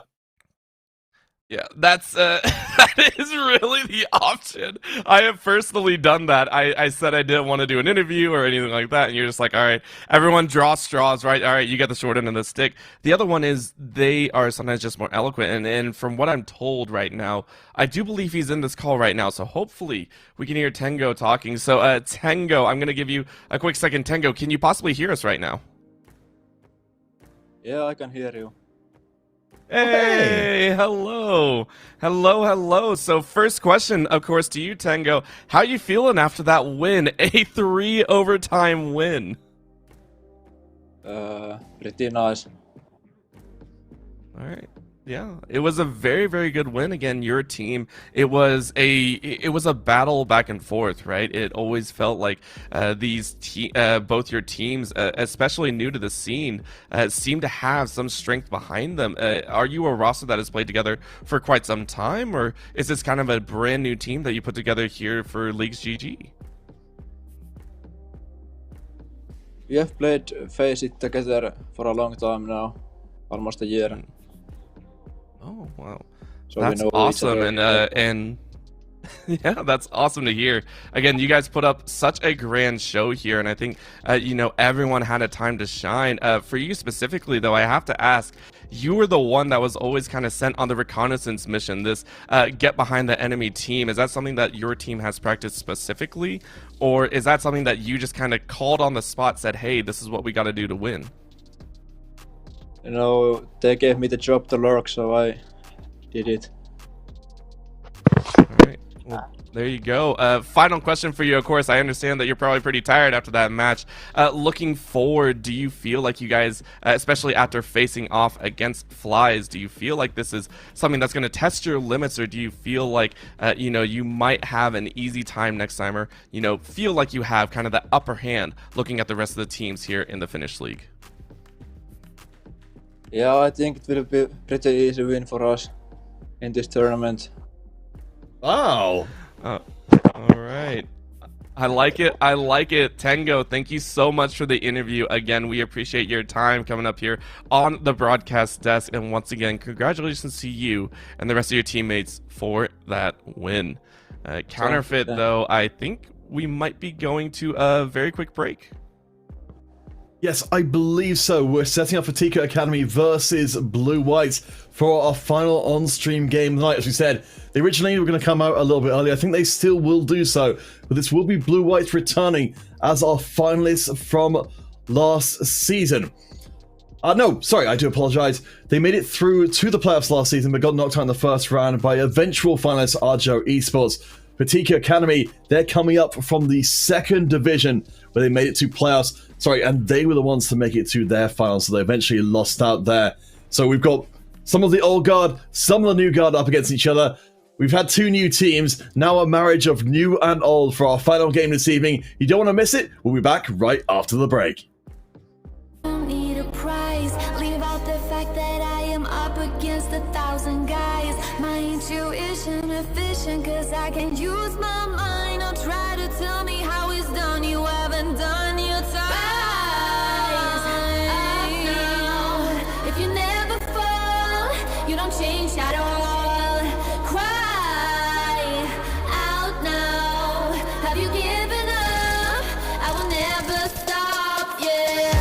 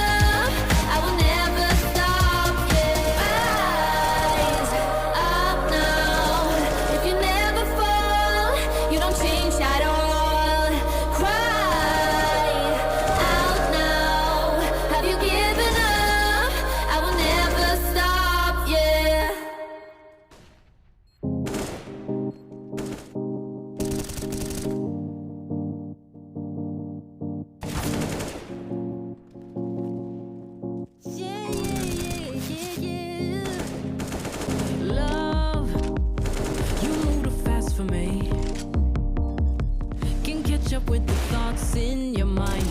They're everywhere, and it's hard for me to bear. Cause I get so lost, feel just like a boomerang. Cause you change your plans every day, and you don't seem to care what I think or how it affects me. Since I laid my eyes on you, I just wanna make your dreams come true. If you're low, I'll lift you up. Just let me know when shit gets tough. Do you feel the way I do? Do you see me like I see you? I love you, but I don't need you. I only want true love, true love, true love is what I want, my baby. Like I see you, you see me. That's the only way to be right. Love, I move slow for you. Cause you are finishing my sentences when I don't know what I'm about to say. But that's what I like. We're just like yin and yang. But sometimes I wish you would hear me out and listen to what's on my mind.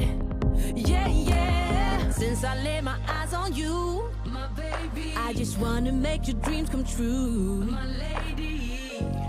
If you're low, I'll lift you up. Just let me know when shit gets tough. Do you feel the way I do, my baby? Do you see me like I see you, my lady? I love you, but I don't need you. I only want true love, true love. True love is what I want, my baby. Like I see you, you see me. That's the only way to be right. True love, true love is what I need, my baby. Like I see you, you see me. That's the only way to be right. True love.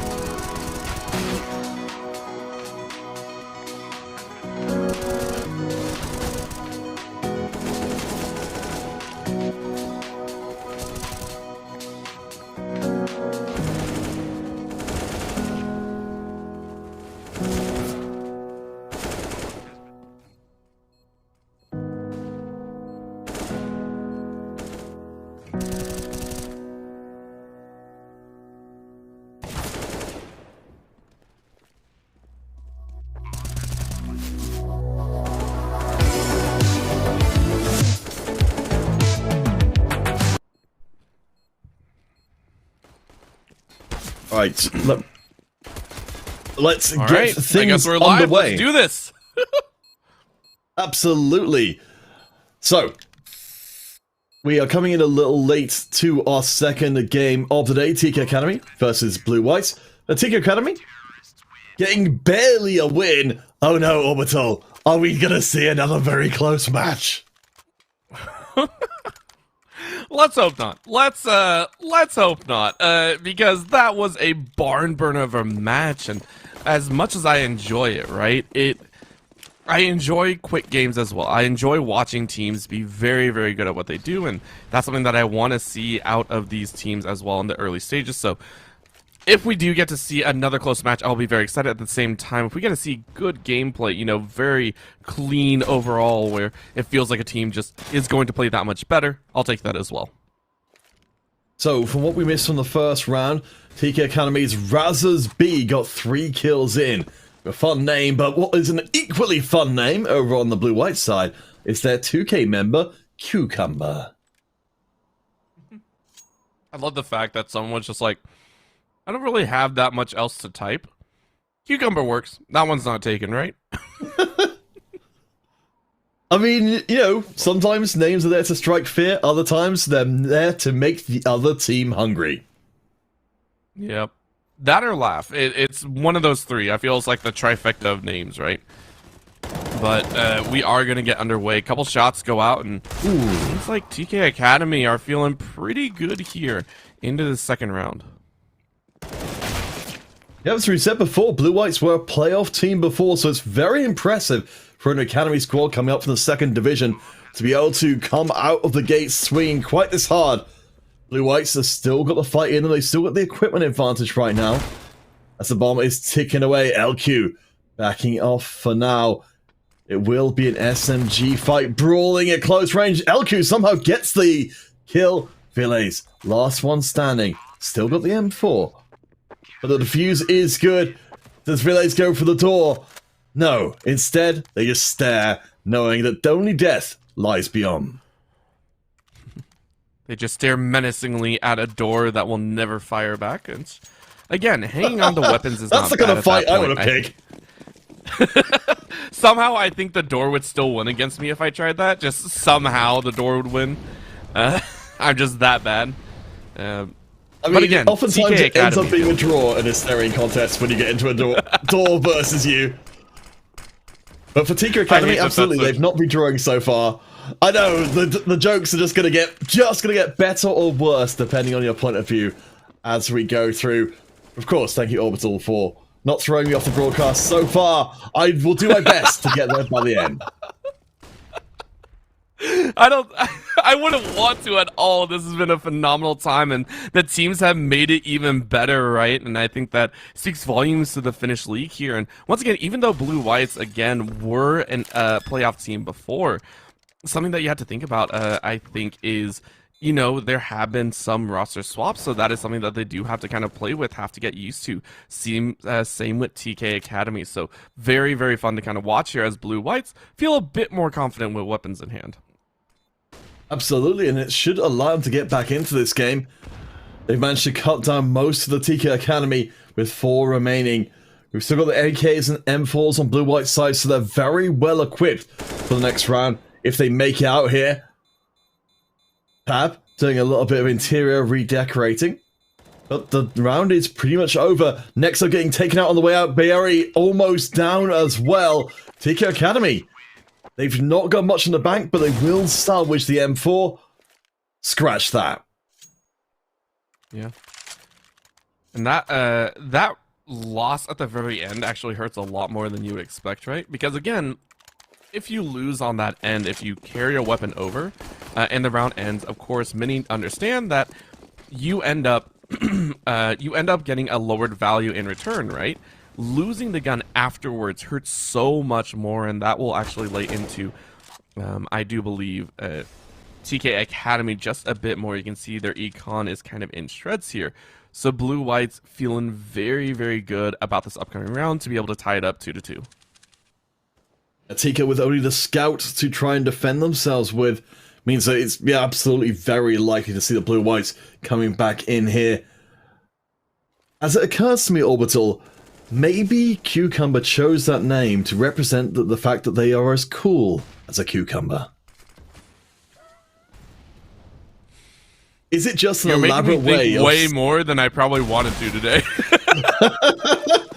Is it just an elaborate way of making a username which is I am cool? Is what I'm trying to get out here. Jamu is certainly the coolest though, a little bit of spinal surgery there. Opens things up for the Blue Whites to go further, but the Blue Whites have taken much more damage, I think, than either of us were expecting coming into the round. Oh yeah, 100%. And you can see there, of course, TK Academy getting pinched around that silo. It pains him a little bit. And Razzer, though, saying he still wants to fire away, but finally taken out. So that'll be a very, very nice win for the Blue Whites, tying things up as stated before. And once again, TK Academy stuck with almost no money in the bank, so they're going to have to play with a little bit of caution or just throw caution to the wind. Either way, it should be a save round and another round to Blue Whites, as long as they don't falter too heavily. TK Academy just got that one flashbang to huddle around, but the clouds come a calling. Cucumber unleashes hellfire on the advancing TK Academy. They try to stack up, but the perfect tool for the job. Cucumber, you are cool. You are 4 kills cool. Oh yeah, 100%. Those SMGs tend to rip through your player body whenever, you know, you don't have armor or any weapons to fire right back. I love this so much. The hard sprint and immediately through the smoke, right? Just no chance whatsoever. Didn't lose a single member, and you know that's always what you're kind of looking for in terms of those stacks, is especially in the eco. You just want to get 1 or 2, and Blue Whites were able to contain everything. You can already see multiple members sitting at 6 to 7K in the bank.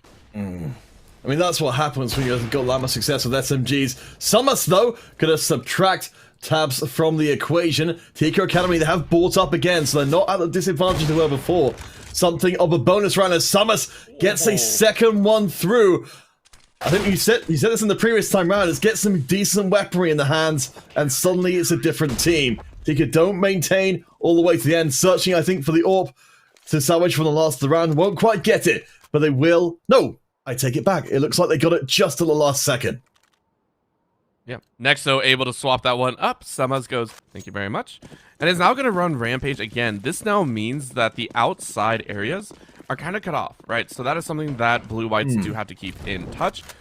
And so either you face that music or you just try and sprint inside. And actually, they're still testing it. So this is going to be a push towards that outside with the op being played inside. They have chosen correctly, but Razzers is still showing off pretty heavily. Takes out Cucumber, but Vials and Tabs are going to fire right back.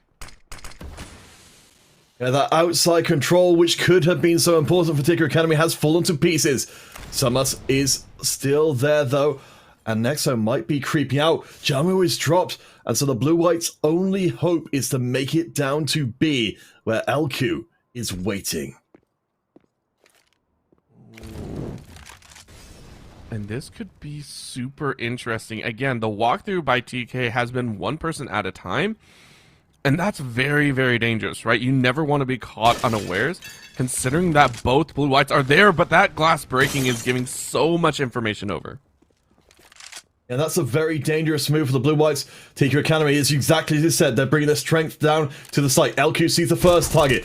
They're looking for a second. They don't find it, but they will get access now to the bomb. Bulky on 14 HP. Last one standing as TK Academy could take the lead off this round. Bulky swiping from side to side. They'd love to get this last kill through. AWP in hand. The economy, which had been so good for the Blue Whites, is starting to look a little shakier, with 2 members down around $500 each. Yeah. And you don't want to give it away, so I think this is going to possibly be the right call. Just carry the op over. Don't take any crazy chances. No reason to risk it so early on in the game. And Nexo, of course, is trying to nade out, just see what they can find. And Bulky should be very, very happy carrying such a high priority weapon over. Should be handed off very nicely, or might just hang on to it himself. He's sitting on 550, right? Like, he needs something. Yeah, I mean, that's the thing. Like, there isn't a ton left to spare. The Blue Whites have got enough to buy up this round and also give themselves a decent amount of utility as well. So this should be an even round. Jamu will be on SMG duty. the main difference between the two, as a very strong early push from the Blue Whites might be able to punch through towards the B side. Ooh, and this is a hard rush. Blue White's going for that cheeky run. Might be joining up with Razors as Razors goes ahead and tries to spray down. Only is able to take one down, and the sprint is good. Blue White's now going to play on the defensive after that plant goes down here on the B side. AoE coming in from the back. Summers from the front. TK Academy's retake ability will be tested. The Blue Whites, they've taken a fair amount of damage already, but Academy need to make sure their plan, their plays are perfectly coordinated. So far, it doesn't seem so. Elku able to trade back, but with the angle being held, Elku might be able to do a lot of damage. Knows that someone's down there, so is going to flush him out and actually just decides to burn.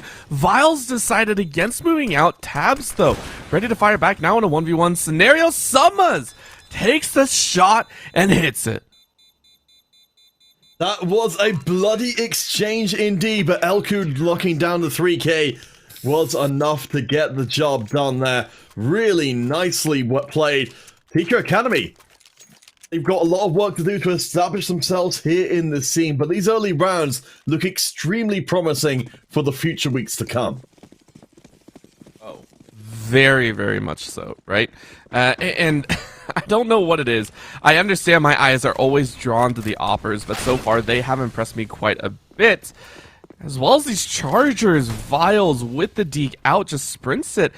And the second time's the charm, Blue Whites once again get a very quick plant, not allowing TK Academy to set up any sort of defensive positioning, automatically force on the aggressive. Jamu getting another kill as well. It's beyond belief that this is the version of the play that works out for the Blue Whites, who have now stolen away most of the equipment they need to put this one down. It's so rare to see a team lose when they've got real guns and then try the same strategy on the pistol round and have it work better. Gotta agree, right? Gotta agree. And it's the surprise factor, right? Something that I love about these round-based FPS games is the constant flow, the momentum shift that occurs because you soft reset after every single round, right? You always go back to square one. You always go back to teams starting at the same space. So these situations can keep occurring. Blue Whites with the annihilation. Of course, it was just a simple eco round, but it still looked dang good. Yeah, I mean, you normally expect that one or two members will get taken out, at least by sheer weight of pistol fire. But that level of coordination from the Blue Whites there, they didn't even give the smallest window of opportunity for TK Academy to get anything back for themselves. And that's going to be very, very telling, right? This scenario here, it's something that TK Academy have to be aware of. And again, they're going back to old tried and true. I was wondering about this Summers right back out with this op and sending it from Garage. Yes, Summers doing a great job. This time, outside control is remaining in place. The Blue Whites, who have been so hyper-aggressive before, being kept at bay this time round. You can see that maybe they'll break through and go for the ramp to go towards B again. It certainly has been their favored site in terms of at least raw success level. Yeah, and that's something that you have to always keep eyes on, right? Is A a little bit easier to fight on? Is B? But someone says, I got both covered. I got outdoors and indoors covered. You will consistently have to rotate to my level if you want to play that game. Nexo, of course, taking one to the grave, and Bulky. Meet in vents, you die by vents. Yeah, that is a very inventive strategy, but unfortunately, it doesn't work out this time round. That's a joke which I wanted to use in the previous cast. I didn't get a chance to use it, and I have no shame about using it. I'll use it every time in a different context until somebody stops me. The fuse is almost happening. Summers in the smoke salvages the round, and no, doesn't quite hold on to the end, but puts TK Academy, however tenuously, back in the lead. I love how they even added the slow-mo a little bit. Bulky enjoying that one, but Yeah, Summers going for that ironclad defuse, and it's something that a lot of players actually struggle. I feel, sorry, a lot of players struggle, but maybe that's just my solo queue games and all that. It's very difficult to just pull that off and take the fire, right? Sometimes you want to pop out, so very, very well done by Summers. And now Blue-White's kind of furious that they lost that round, are going to go ahead and try and fire back with these kills going Razor's way. Another strong push towards Secret for the Blue-Whites. This has certainly been the path of success before. LQ will be there to meet this approach towards the blue side. Bulky will be coming to join to make it a 1 versus 3 as LQ is being held in place by the Molly.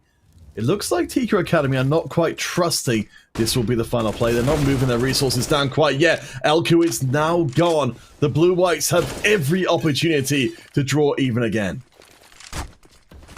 And they can, this will be huge for them again. They want to maintain an even advantage again. T side on nuke is pretty difficult to get through, so if you can make this half look good, you have kind of a shoe-in on that CT side. With the bomb down, honestly, Blue-Whites have done that so far over and over again, and looks like the round is over. Cucumbers is going to annihilate the last two. Okay. Very, very nicely done. So we're still left at 6 apiece. Cucumber, after that last round, drawing even with Razzers for Tika Academy in terms of the kill leader on the server, along with Tab, of course, for the Blue-Whites, having 2 12-kill members. It's going to be some form of comfort for the Blue-Whites going forward. And the option here, of course, is just bum rush again. It feels like TK Academy are taking it in stride, but all these shots, Elku getting one with a 5-7. Yeah, really nicely done. The opportunity presented itself. The smoke, sometimes something of a false friend there. If people have a good idea of where you are, Nexo, up on top, gets a kill back as well. And somehow, Academy are drawing even with the Blue-Whites. There's one AK in the hand of Razzers. Plant has been made here on A. The Razzers. The next decision is going to be crucial. Well, now even more so 1v2? Razzers sensing. Relates around the corner! But only thing waiting for them is death, and that is now. Blue-Whites in the lead. You know, Orbital, we were hoping we would see some more one-sided CSGO, as strange as that starts to sound to, I suspect, to both of our ears. But instead, what we've got, oh faith, we've got ourselves another hugely competitive game on stream. I love it. I love it so much, and now we're going to see this hard sprint in, and oh, they get it! The firing squad gets at least one, and Viles comes back with the complete ace. Sprayed on with an AK tends to do that. Yes, I mean, that's the right tool for the job, isn't it, really? I wouldn't have minded seeing something a little bit more sneaky, but let's look at it over again. Yeah, I mean, it's just all over so incredibly quickly. Blue-Whites, they've got themselves a good position to end the half. One more win, and they are in a strong showing. She said once they switch across to the CT side to put the finishing touches to their first on-stream game. Yeah. And I can agree with the Blue-Whites saying, hey, we're going to play it a little bit slower. Maybe let that bottom side clear out. They're hoping for bottom doors to hang on to. You can see Germa rotating, but Tabs is the first one to get a kill. Tabs will be traded back just as quickly, though. Summer still in play for Tika Academy with their AWP, of course. Blue-White moving forward as a team. Ooh. Take the shot, but Summers is not dropped. Billets goes down to half as well. They're trying to overwhelm by sheer volume of bodies, and it's working for now. Phenomenal play, at least giving them ground here on B. And again, this is the side that they've always hard sprinted, and Germa finding the kill Cucumber as well. The headshots giving him the man advantage as Nexo. Here in the last round, might just Hail Mary it. So I don't know if you're familiar with this, Orbital, but are you familiar with the practice of putting the 2 coins on the eyes of someone going to the underworld? Yes, I am. So I've actually, through my research, realized That's what Cucumber is taking to a more modern interpretation, because of course you put the cucumber over the eyes. It's a threat. Oh. It's a threat using a vegetable orbital, and I'm all here for it.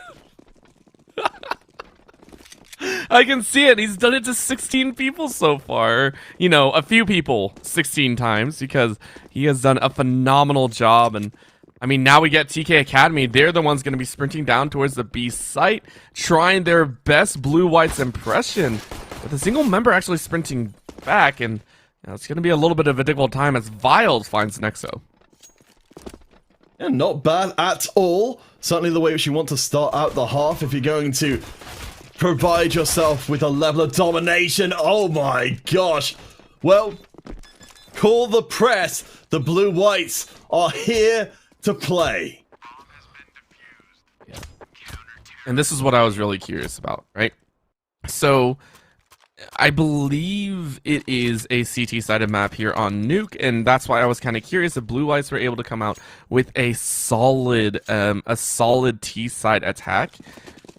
On the defensive side, they might have a little bit more favorable options, right? The angles that you can hold here on Nuke favor the CTs a bit more. You can find that long passageway outside and all of those options. So I'm kind of curious if they'll maintain it and if my predictions are kind of set in true. Well, okay, Bulky, thank you very much. Wow. Oh my gosh, Tika Academy. Apparently, Orbital, this first half was merely a warm-up. The Blue-Whites are setting Tika Academy on fire. Yep. This is going to get out of hand very, very quickly, but you know what TK Academy do have is weapons hot. This should be a full buy scenario all the way through. All utility is hot. And with Blue-Whites actually maintaining 2 SMGs, this is going to put TK Academy a little bit further into the econ scenario. Even though it looks even, it's still going to favor TK Academy depending on where they take these fights. Alright, Tika, show us what you're made of. Taking out Tab early on, though taking a fair amount of damage in doing so. Means that the outside control is somewhat good. Bulky waking there with the Org. Might put pay to those ideas. Jamu trying to control the inside.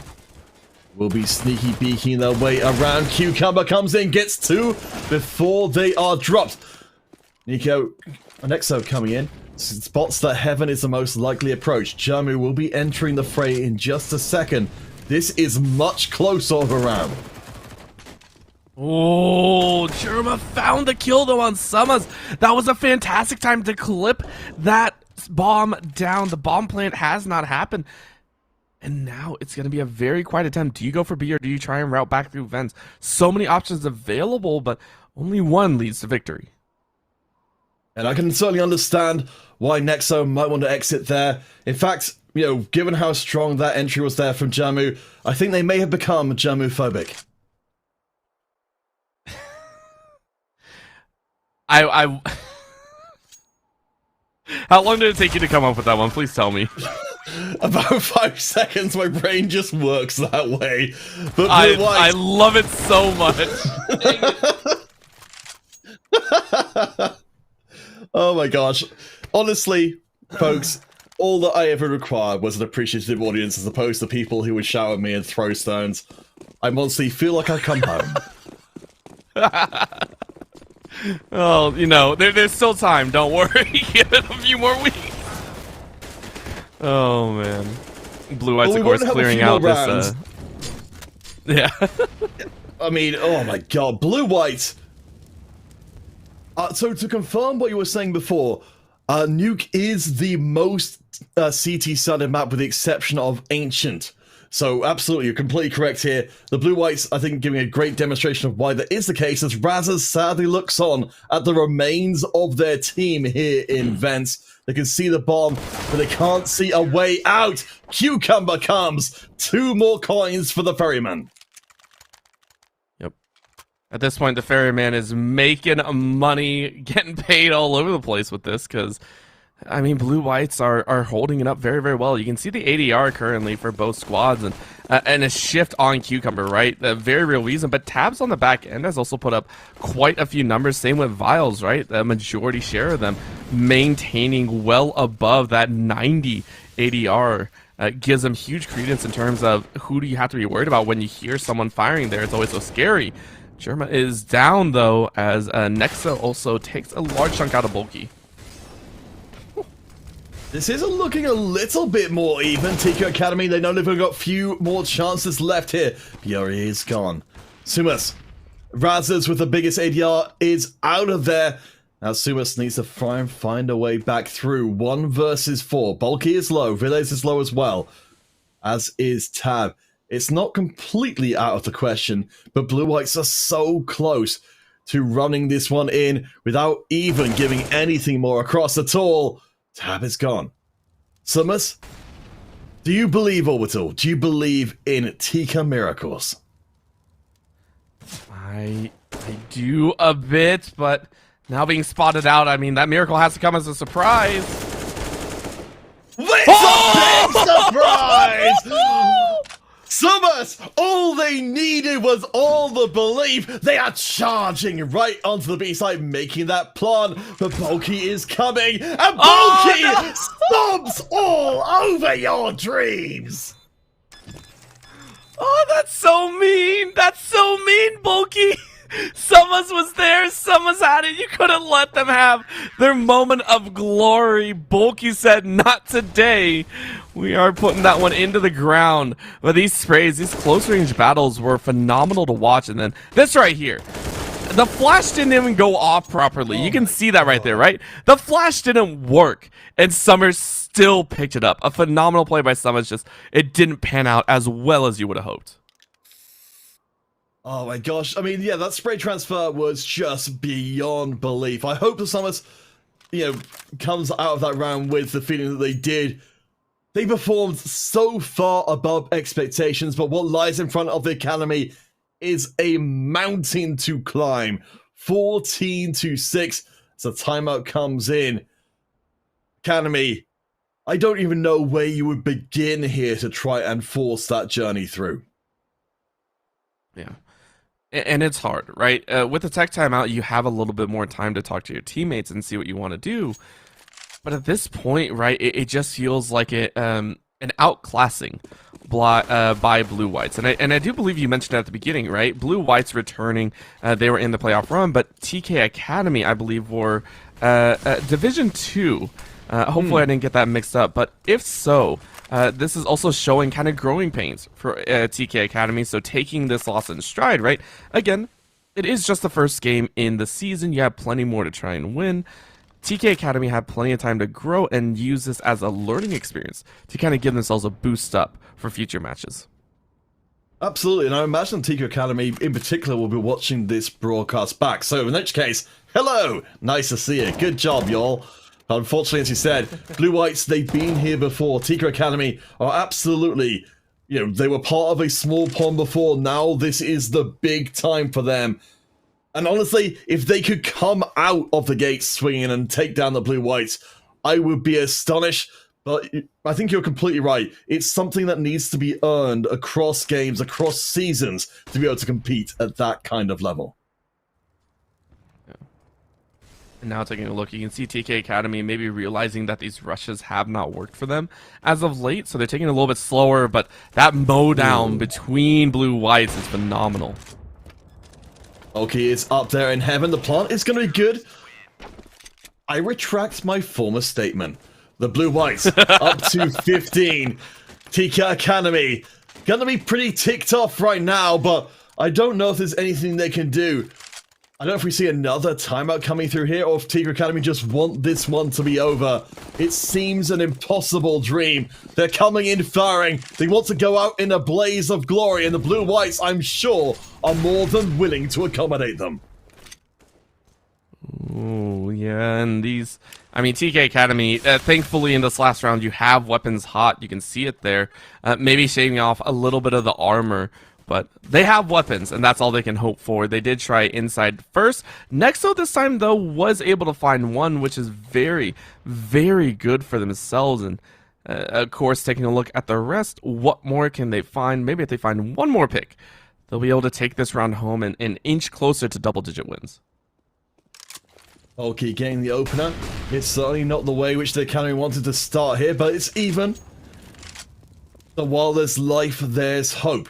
TK Academy going to take a leaf out of the Blue White's book and push in heavily towards the B. We can see that is a free one for the taking. BRE with the bomb. TK Academy, they're asking a lot of themselves to continue to believe, but Cucumber has been dropped. The Academy with the advantage. Maybe, just maybe, this is the turning point. Yeah, this could be it, but Viles is still alive, so is Germa. And those are two that you really gotta watch for. Oh, the weapon swing! You see it through! Someone's able to save his teammate's life! Oh, that was so scary. Alright, I guess we're not done here. TK Academy, they know this is their only game they get to play this week, so they're gonna make the absolute most of it. Let's look at those numbers now. Summer's up to 16 kills.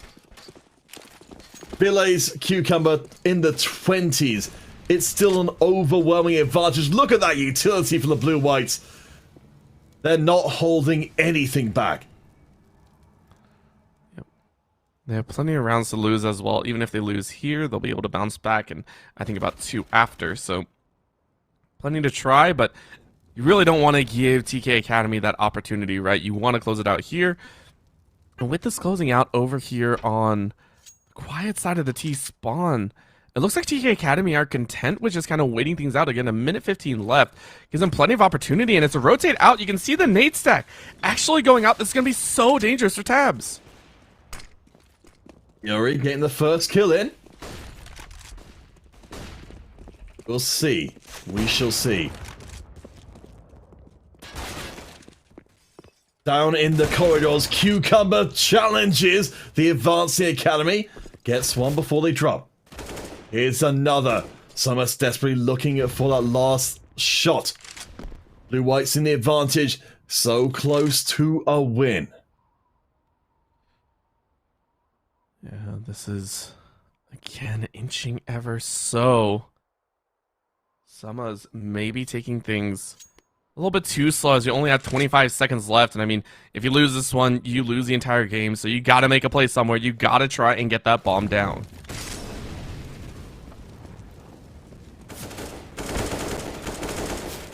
Academy still alive for now. The bomb plant is almost good. Pierre drops. Summers is not enough. With that, the Blue Whites putting on a clinic. They're going to do a little dance for us to take us to the end of our broadcast, or at least our game broadcast this evening. Blue White 16-7. Take it home there. Let's look at these closing moments. And this game, honestly, I was curious, right? The first week is always that testing the limits. We get to see who comes out on top and who might be middle of the pack and so on and so forth. And, you know, game one, I think, kind of sent us that in a huge opening style, right? I think it was 24-22, fantastic rounds. This one, Blue White saying, hey, look, we made it to playoffs last time. We want to do the same thing again. And I think they made a statement right there. Very, very clean CT-sided play, although it is a CT-sided map. To play it that well and I think only drop one round while on CT side speaks volumes to their understanding of the game. Oh, for sure. I mean, you know, it was absolutely night and day towards the end there. It's just so ridiculously strong. We will see who we're going to get on for an interview if we can, because I'd be fascinated to hear what the plans are, particularly for Blue Whites as far as this season goes. Because as we mentioned before, they made it to playoffs before, but they got knocked out straight away. And I'm curious to see if they think they can do better this time round. Yeah, and there is something to be said, right? No matter what, as a team, you want to be proficient on both sides, because just as the truth of the CT side works well, you have to realize the other team can utilize that just as well as you can, right? The bonus goes to both sides, and so I also liked where we saw, you know, Blue Whites come out on the T side. Very aggressive pushes when they wanted to, but something that they did is shift the tempo a lot of the time. I think we saw 2 fast pushes, even though they lost one of those fast pushes down into the B site. They did it twice in a row whenever kind of throwing TK Academy off the edge a bit, and that is something that you really have to do as a team. That's where the team aspect comes into play. Are you able to catch your opponent off guard? Were they not expecting this type of play? How do you play into the mentality a little bit? And I really, really personally enjoy that factor of the game. So very, very well done once again to Blue Whites in taking that victory, and hopefully we can see them continue onwards. And I do believe we're going to have Villes, or, well, I suppose we'll find out how to say it name. I think we were saying it a few different ways during the match, but we'll be able to hear it from their mouth themselves. Certainly in that last game, they were able to, if I remember correctly, lock down the most kills. I took a little screenshot just before we ended there. Yes, I think they got up to certainly high 20s by the end. I think even outstripping Cucumber. So, by certainly that metric, they would be able to be set up as the MVP, but I think overall, as a squad, the Blue Whites were coordinated together so well. I mean, I even think back to the times that we're swinging together as a squad. It felt like that extra level of experience playing at this kind of level was a big difference maker for the Blue Whites in getting this win. Yeah, knowing how to counter some of those flow momentum situations where the opponent is running 2 to 3 rounds in a row, you have to learn how to stop those very quickly. And against better teams, you'll run into that situation a little bit more often. It won't always be these 1-1 trades or these 2-1 round trades. Not only that, I'm very, very curious, right? Yes, Viles was one of the top performing players, or Viles, however we say it. Of course, we will learn, as you said, here in just a little bit. But I'm also very curious because I personally love the fact whenever teams kind of put their shot caller up and above, right? The in-game leader is someone that I always like to talk to as well. The player that is kind of calling the shots there. And in CSGO, I sometimes feel it's not as prominent as, say, you see maybe in, the MOBA activities, right? And MOBAs, for those that maybe don't play it, those League of Legends, Dota 2, it's very, very coordinated throughout the entire time. There's one person calling the shots. In CSGO, it's very, very difficult to do that because you have to not only still be at the peak of your aim, the peak of understanding of the game, but you have to be listening to so many calls go through from 4 other members. Hey, I heard shots over here. No, I heard shots here. And you have to determine what is the right play for the team. So I think, maybe if Viles was not the top scorer, Cucumber, cool as a cucumber, sending people with gold coins on their eyes all day long. Very, very curious to see what his role is on this roster, and if we can get maybe get some insight into how the team functions and maybe how they kind of view the game itself. I mean, that's always a fascinating thing to see, particularly for Blue Whites, as you said. They've got progress to make this season. They certainly turned this into something of a statement game that not only TQ Academy are going to be studying, but I'm sure others will be as well. And I'm sure as well, this is going to end up affecting future bans against the Blue Whites now that we've seen just how ludicrous they can be when they get on that CT side. Yeah, it's terrifying, and unfortunately, I took a look, and I was really, really curious. So I looked at the team. Unfortunately, they do not have who their in-game leader is. Quite literally on our website for League GG, it is quite literally listed as Bulky as the Opper. Everyone else is a rifler. So that's how it is. Maybe everyone kind of contributes, and that's how they move forward. But I'm very, very interested. And again, what can they improve on? Well, if we were to take that game into consideration, it's that they did take a gamble a little bit too far every so often, right? The rushes that we were talking about before, it's something that I do enjoy. Rushing, I think, is a very valid tactic. But against teams that are well known to have very coordinated aim, that are very good on that CT side, the punishes can be even harsher, right? Rushing gives the highest yield for return. You can get, we saw on the pistol round where they rushed, they got so many kills, it surprises the opponent. But it can also lead to your downfall, right? If you get into too quick of a tempo, you end up stumbling whenever you lose those rounds, and you end up kind of faltering. It's like, okay, how do we slow down the tempo? It's very difficult to do that, honestly. And so to see that happen, I maybe want to see if they can do the same thing against what we would consider maybe a higher seeded team or a stronger opponent at that time. And that'll only take time to consider, right? Later on in the week, maybe down the road, week 4, week 5, we see them play against others. Then we can really consider how they matched up in week 1 versus their week 5 opponent and see if they've improved, or maybe their strategies might be a little bit lacking. Either way, I mean, I'm not discrediting them at all, but that is the only area where I saw a potential set of weaknesses, is the best way I could put it. Well, I believe we have the horse's mouth to ask itself. Relate, are you on the line with us right now? In fact, I believe we might even be able to get to see you. Yes, your face as well. Thank you for joining us. Hello. Hello. Congratulations once again on the win. Very, very sorry. I think I overstepped. I think Counterfeit was going to ask first. I'm very, very sorry about that. But first off, just how are you feeling right now? Feeling good. So, I mean, coming out of that one, we knew for your team, the Blue Whites, from the previous season, a bit of a disappointing playoffs run. Can you just take me through, what happened last season and what's different for you guys this season?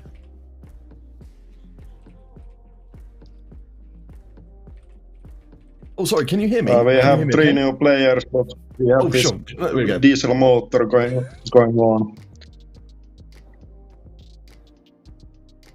Okay, and how much of a difference do you feel like it's made to your team?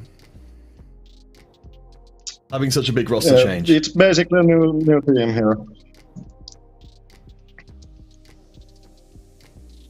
All right, and do you think? Well, how do you guys see this season going? Do you think you're going to be able to make playoffs again? Do you think you're going to win the whole thing?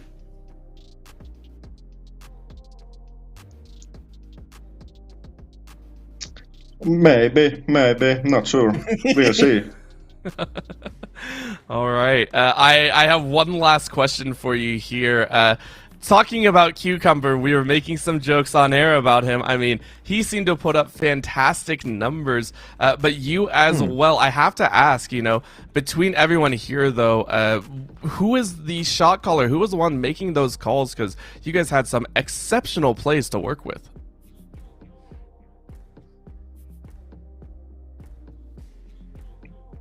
Jarmo is our oldest guy. He's the brains, and we only shoot. Oh, fair enough. I guess that makes sense. I'm kind of curious. Well, actually, one small question. How do we say your username? We've been saying it a few different ways. You can say Ville Ass. Billy Az. Okay. We wouldn't have guessed that one, but thank you. I suppose one thing before we kind of end out this interview is, do you have any message for Tika Academy? Certainly that first half was pretty close, but the second half very much was not. But, is there anything you'd like to say to them directly?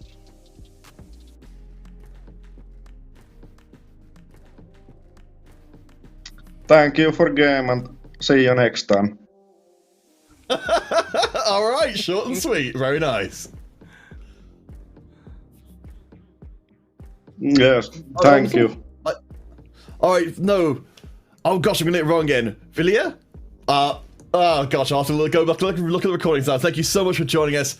Overall, it's been a wonderful day of, well, we've only had the 2 games from before. We'd hoped to originally have. Both of those games have been fantastic, and we get to see the Blue Whites casually, confidently taking their first stride towards what could be a very good playoff run.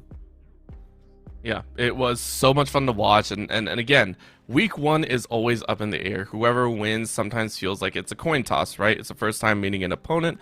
I'm very, very curious to see how all these teams progress, and I want to see TK Academy come out with some phenomenal plays down the road, maybe contend there in the playoffs as well. Alright, so with that bringing us to an end here this evening. Orbital, if folks are not satisfied with merely tonight's CSGO, if they want to see more all day, every day, or at least as much as is humanly possible, where and when should they be looking for not just this league, but for the other leagues as well? All right. Well, for CSGO, we do have so many days of games. You saw it yesterday as well. On Monday, I believe it started at 18 CET. That'll continue throughout the remainder of the week. We'll have games on Wednesday and Thursday as well, starting at 18, hopefully 1800 CET, moving all the way through to 2300 CET. Only the Finnish League will be broadcasting at 1700 CET and beyond. Of course, on Wednesday will be the Danish Prime League, and then on Thursday will be the Norwegian Prime League. This time around, Leagues is covering all 4 of those, and it's going to be an absolute blast of a time. So make sure again to tune in at 1800 CET Monday, Wednesday, and Thursday, and then of course on Tuesdays it'll be 1700. All right, we should have iGiraffe back in next week, so look forward to meeting them as well if you're here to follow the Finnish League. So far, though, that's all for we have time for, I am afraid. And thanks, of course, to all the crew backstage who are making this broadcast possible. And, of course, to Zarin, our observer, as well, for giving us those sweet looks and occasionally giving us some wonderful replays as well. That's it for now, though. We'll hope to see you guys on our future streams, or indeed for next week for more Finnish accent.